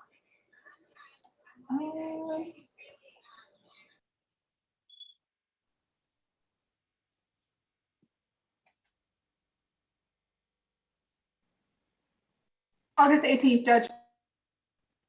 All All right, we're going to be back on August 18th, Mr. Brown. At that time, the court will make a decision on your application for probation. That will be based upon a report I received back from probation and any other evidence that's presented to me. Mr. Woodard, your client will need to appear in person in the 187th District Court on August 18th at 9 a.m. Is there anything else from either side? Nothing from the state judge. No, Your Honor. Does Mr. Brown need to stay on to speak with probation regarding setting up his PSI appointment? Yes, he does. And Mr. Brown, I'm going to send you to breakout room number 1. If you'll wait there patiently for probation, they'll meet you there. What was his previous breakout room? Do you know? We were in 10, I believe, Judge. Okay, so I'll send him number 1.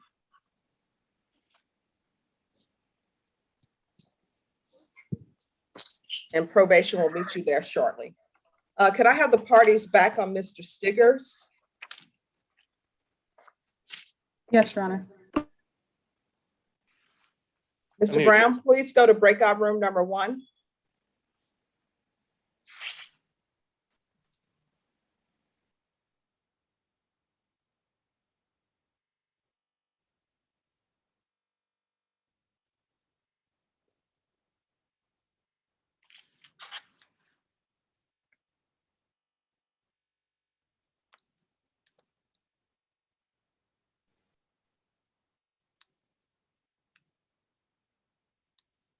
Norma? Yes, ma'am. You need to change that 18th date. Remember, that's my brother's birthday. Yes, ma'am.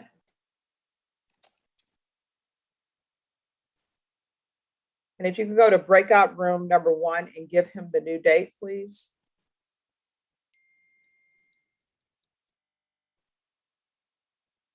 And if you could give David Woodard the new date.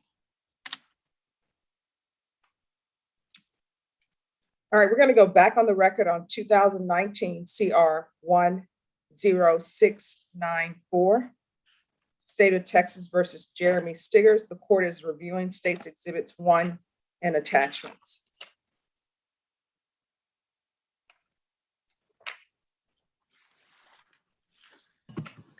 And Your Honor, if the state could also introduce Exhibits 2 and 3 that have been emailed to the court and defense as part of the plea. Any objections? No objection, Judge. All right. After reviewing State's Exhibits 1, 2, and 3, the court will find there is sufficient evidence to find you guilty. However, the court will defer finding of guilt as you applied for deferred adjudication. Are you proceeding with sentencing? Your Honor, the state is asking, based on the MIC unit and probation, to get a rush PSI on this individual so that he can be in compliance and successfully set up for MIC supervision, to get all the correct evaluations done while he's in custody. Okay, and Brenna, okay, I have like 2 different sheets. Sorry. All right, Norma, on Mr. Stiggers, I need a reset date for PSI, please. August 25th, Judge.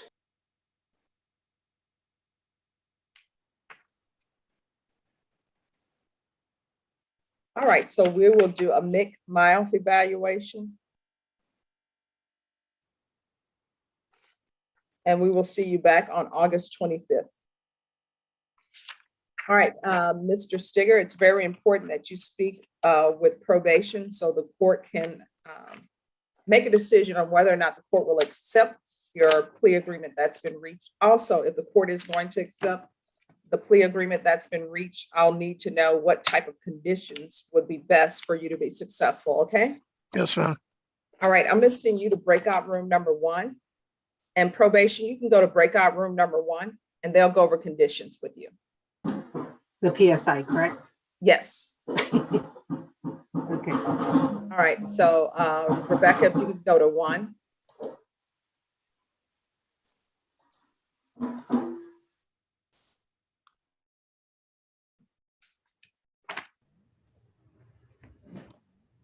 Judge, may I get in line to approach on Jose Garcia? Yes, just give me one moment.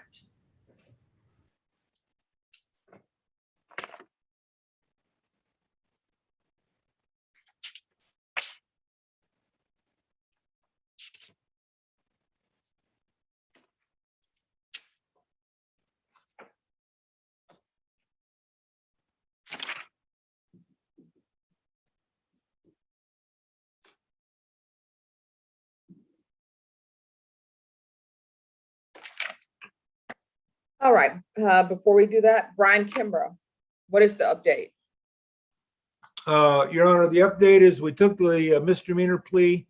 I had the wrong email for my client. I've given them the correct email.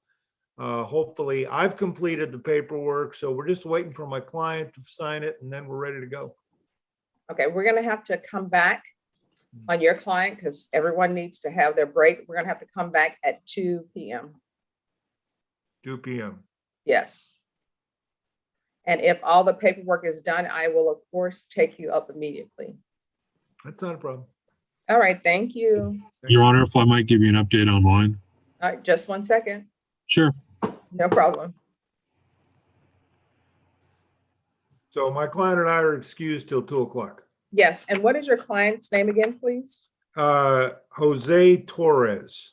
All right, we'll see you back at 2. All right, thank you. All right, thank you for your patience.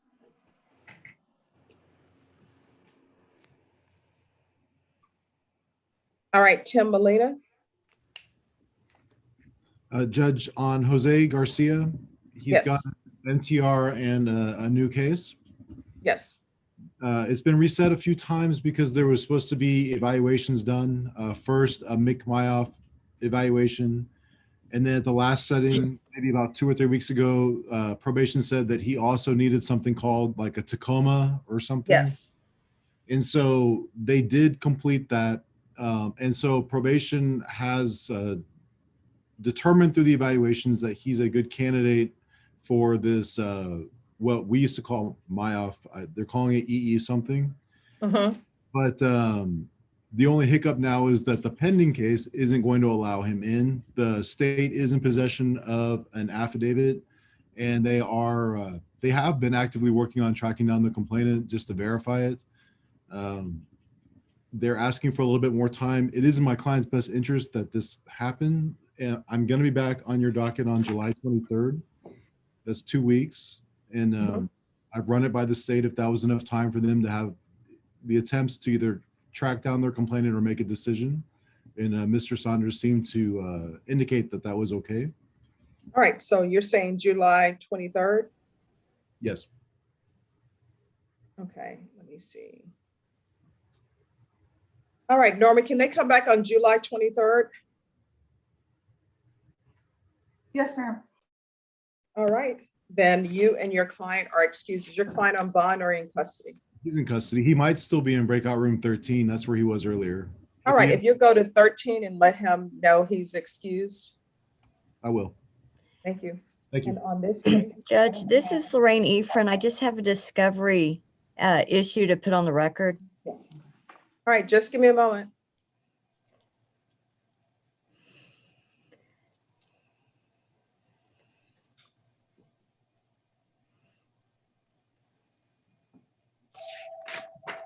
All right, Sean Sheffield. Yes, Your Honor. I have Marbella Caceres, Your Honor. This is, I believe, our first setting. We're asking for a little bit more time. I've discussed the case with Meredith, and we just need to look in a little bit more discovery on this. There's a co-defendant also, Your Honor. All right, who is the co-defendant? It's actually her husband. And Your Honor, the co-defendant is being handled by our 196 unit. Okay, because I want to make sure they're on the docket at the same time. Are they on the docket at the same time or no? I don't believe it's actually been indicted yet. Okay. I don't believe he's on All right, so is a 30-day reset enough time? I believe so, Your Honor.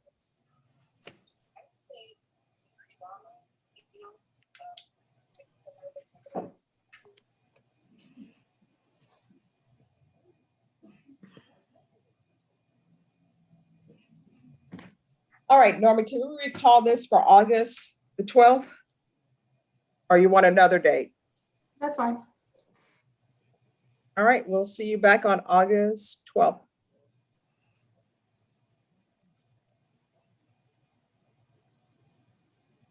All right, your excuse, Lorraine Efron. Thanks, Jeff. Good morning, Your Honor. Judge. We're here on Edna Villalva, and I'll give you the case number 2020. Oh, I have it. Okay. So previously we had a discovery issue with regard to two misdemeanor cases. One was County Court case number 598304, and the other was County Court case number 612044. And the state agreed to provide the reports, but no video. And the court asked me to subpoena that. I did subpoena that. SAPD responded to the subpoena and said that the retention date had lapsed on the videos on those misdemeanors and that they had been forwarded to the DA's office with the charge and disposition reports when they were initially filed. So I did, and we're talking about the 598304 criminal mischief case. So I have received, I do have the charge and disposition report from that SAPD provided to me in response to my subpoena, which indicates a surveillance video. However, again, John Lowry from SAPD has responded that the video's not available. And Mr. Garcia and I have conferred further on that. And he says that the DA's office is not in possession of that surveillance video.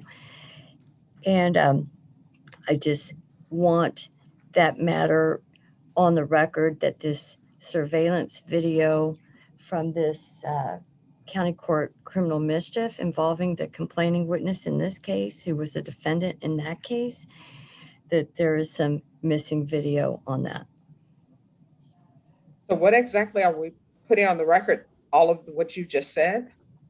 Yes, Your Honor. I just want the record to reflect that that surveillance video is no longer in the possession of the SAPD or the DA's office. All right. That's what they're telling me. To the district, to the ADA, who was on this? Joe Ray Garcia. All right. I'm back, Judge. Yes, Joe Ray, are you prepared to put that on the record? That's fine, Judge. I do have a response to it. Just that the only relation I know of the case is that it involves the same complainant and defendant. It's not the same date. It was actually 2 months after the closest date to the continuous. And to our knowledge, there's no, beside that, there's no exculpatory or material evidence involved. All right, we'll go on the record. Lorraine, is your client here? Yes, Your Honor. All right, Edna. Yes. Yes, I'm here. All right, the court is calling 2020 CR 1024, State of Texas versus Edna Villalva. Can I have the parties announced for the record for the state? Joe Ray Garcia for the state. For the defense? Lorraine Efron for Miss Villalva. And are you Miss Villalva? Yes. We're proceeding by video. Any objections from the state or the defense? No, Your Honor. No, Your Honor. All right, we're here for discovery compliance. Is there an update with regards to the discovery defense? Yes, Your Honor. There was a request for discovery in two related misdemeanors involving these parties. Case number 598304. Okay, Miss Efron, for some reason, we're getting major feedback from your end. And the court report is having a difficult time hearing. I think it's actually Edna's, if she can mute herself. Okay. All right, thank you. All right, Miss Efron. Okay, thank you, Judge. Okay, discovery regarding two misdemeanor cases involving these parties, the defendant complaining witness here. One is case number 598304, and the other is case number 612044. And the state has provided me with the written reports from those two cases, but there was an issue of some video, specifically surveillance video in the criminal mischief 598304. I did subpoena that video from SAPD, and I do have a response from SAPD, which I'll be filing. And I have spoken to John Lowry at SAPD Records, who says the retention period for the video and the misdemeanor has lapsed and they no longer have it in their possession, and that it was forwarded to the DA's office and indicated on the charge and disposition report. And the DA's office says they're not in possession of that video. And so I'm want at this time to the record to reflect that this video is missing. All right, State? Yes, Judge. So just to clarify, the criminal mischief case that defense was referencing to, the offense date on it was 7/3/2018. It's not, the date of offense was not related to the two date of offenses on the continuous family violence, which is the case we're here for today. And it is correct, we did disclose and give to the defense the report involving that case. We do not have, and I checked on eDiscovery, the videos. I also wanted to state that beside the victim or the complainant and the defendant being the same people involved in this felony case, there's no exculpatory evidence or material evidence that we're aware of. I definitely dispute that. But for today, I just wanted to establish on the record that at this time, the video is non-existent. All right, is there anything else? Not at this time, Judge. All right. Ms. Ferguson, can I have a 3-week reset on Ms. Villalava case? Yes, ma'am. Give me 1 second.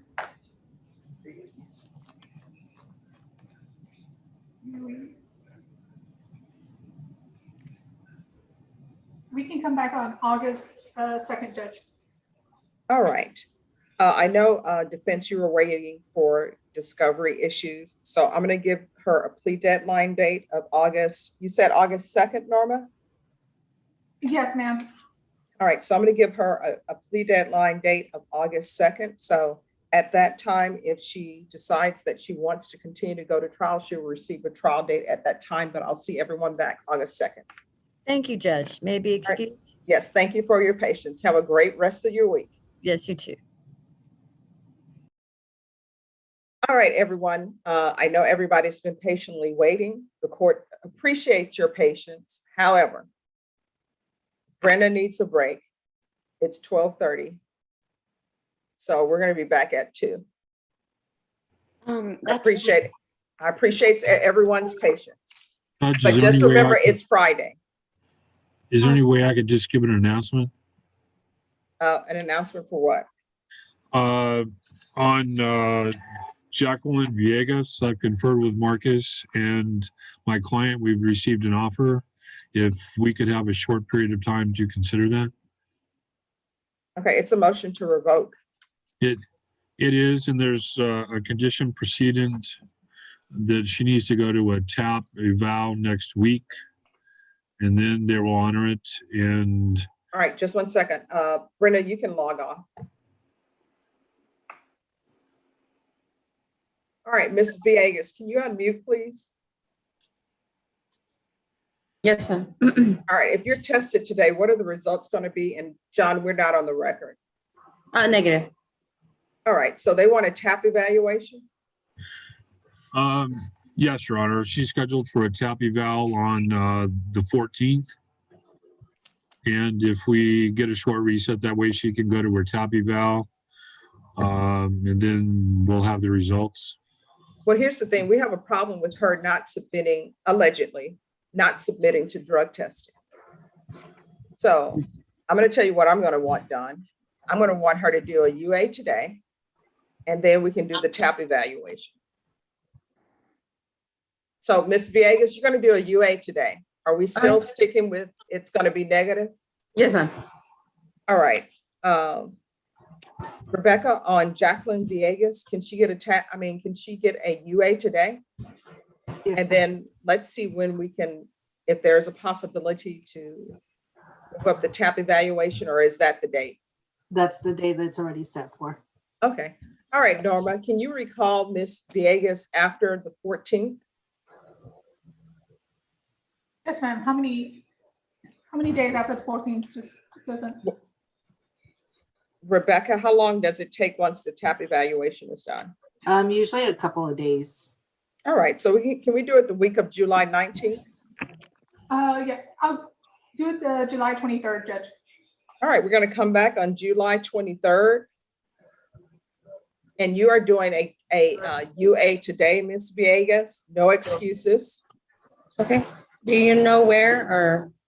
I'm going to send you to a breakout room, and probation will let you know where you need to go. Okay. And you're going to come back on July 23rd. Okay. And Judge, I just need a trial date. That's No, we're coming back at 2. I appreciate your patience though, but we're going to be back at 2. Your Honor, before we dismiss, can you put me in a breakout room with Mr. Juan Martinez so I can confirm if we do have a plea agreement or not? He's my Okay, client. He's in the jail. Just give me 1 second. Sure Jackie thing. Villegas. Yes. What breakout room were you in? I don't remember.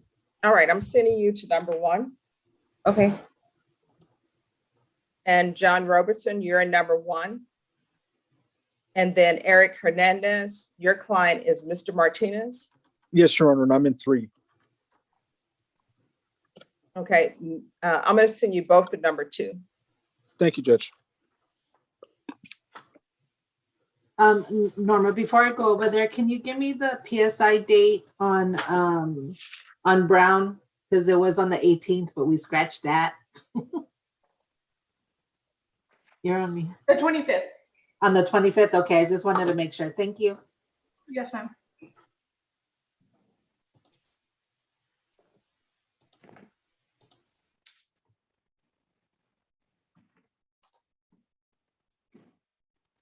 All right, and Norma, Mr. Gill can come back at 2.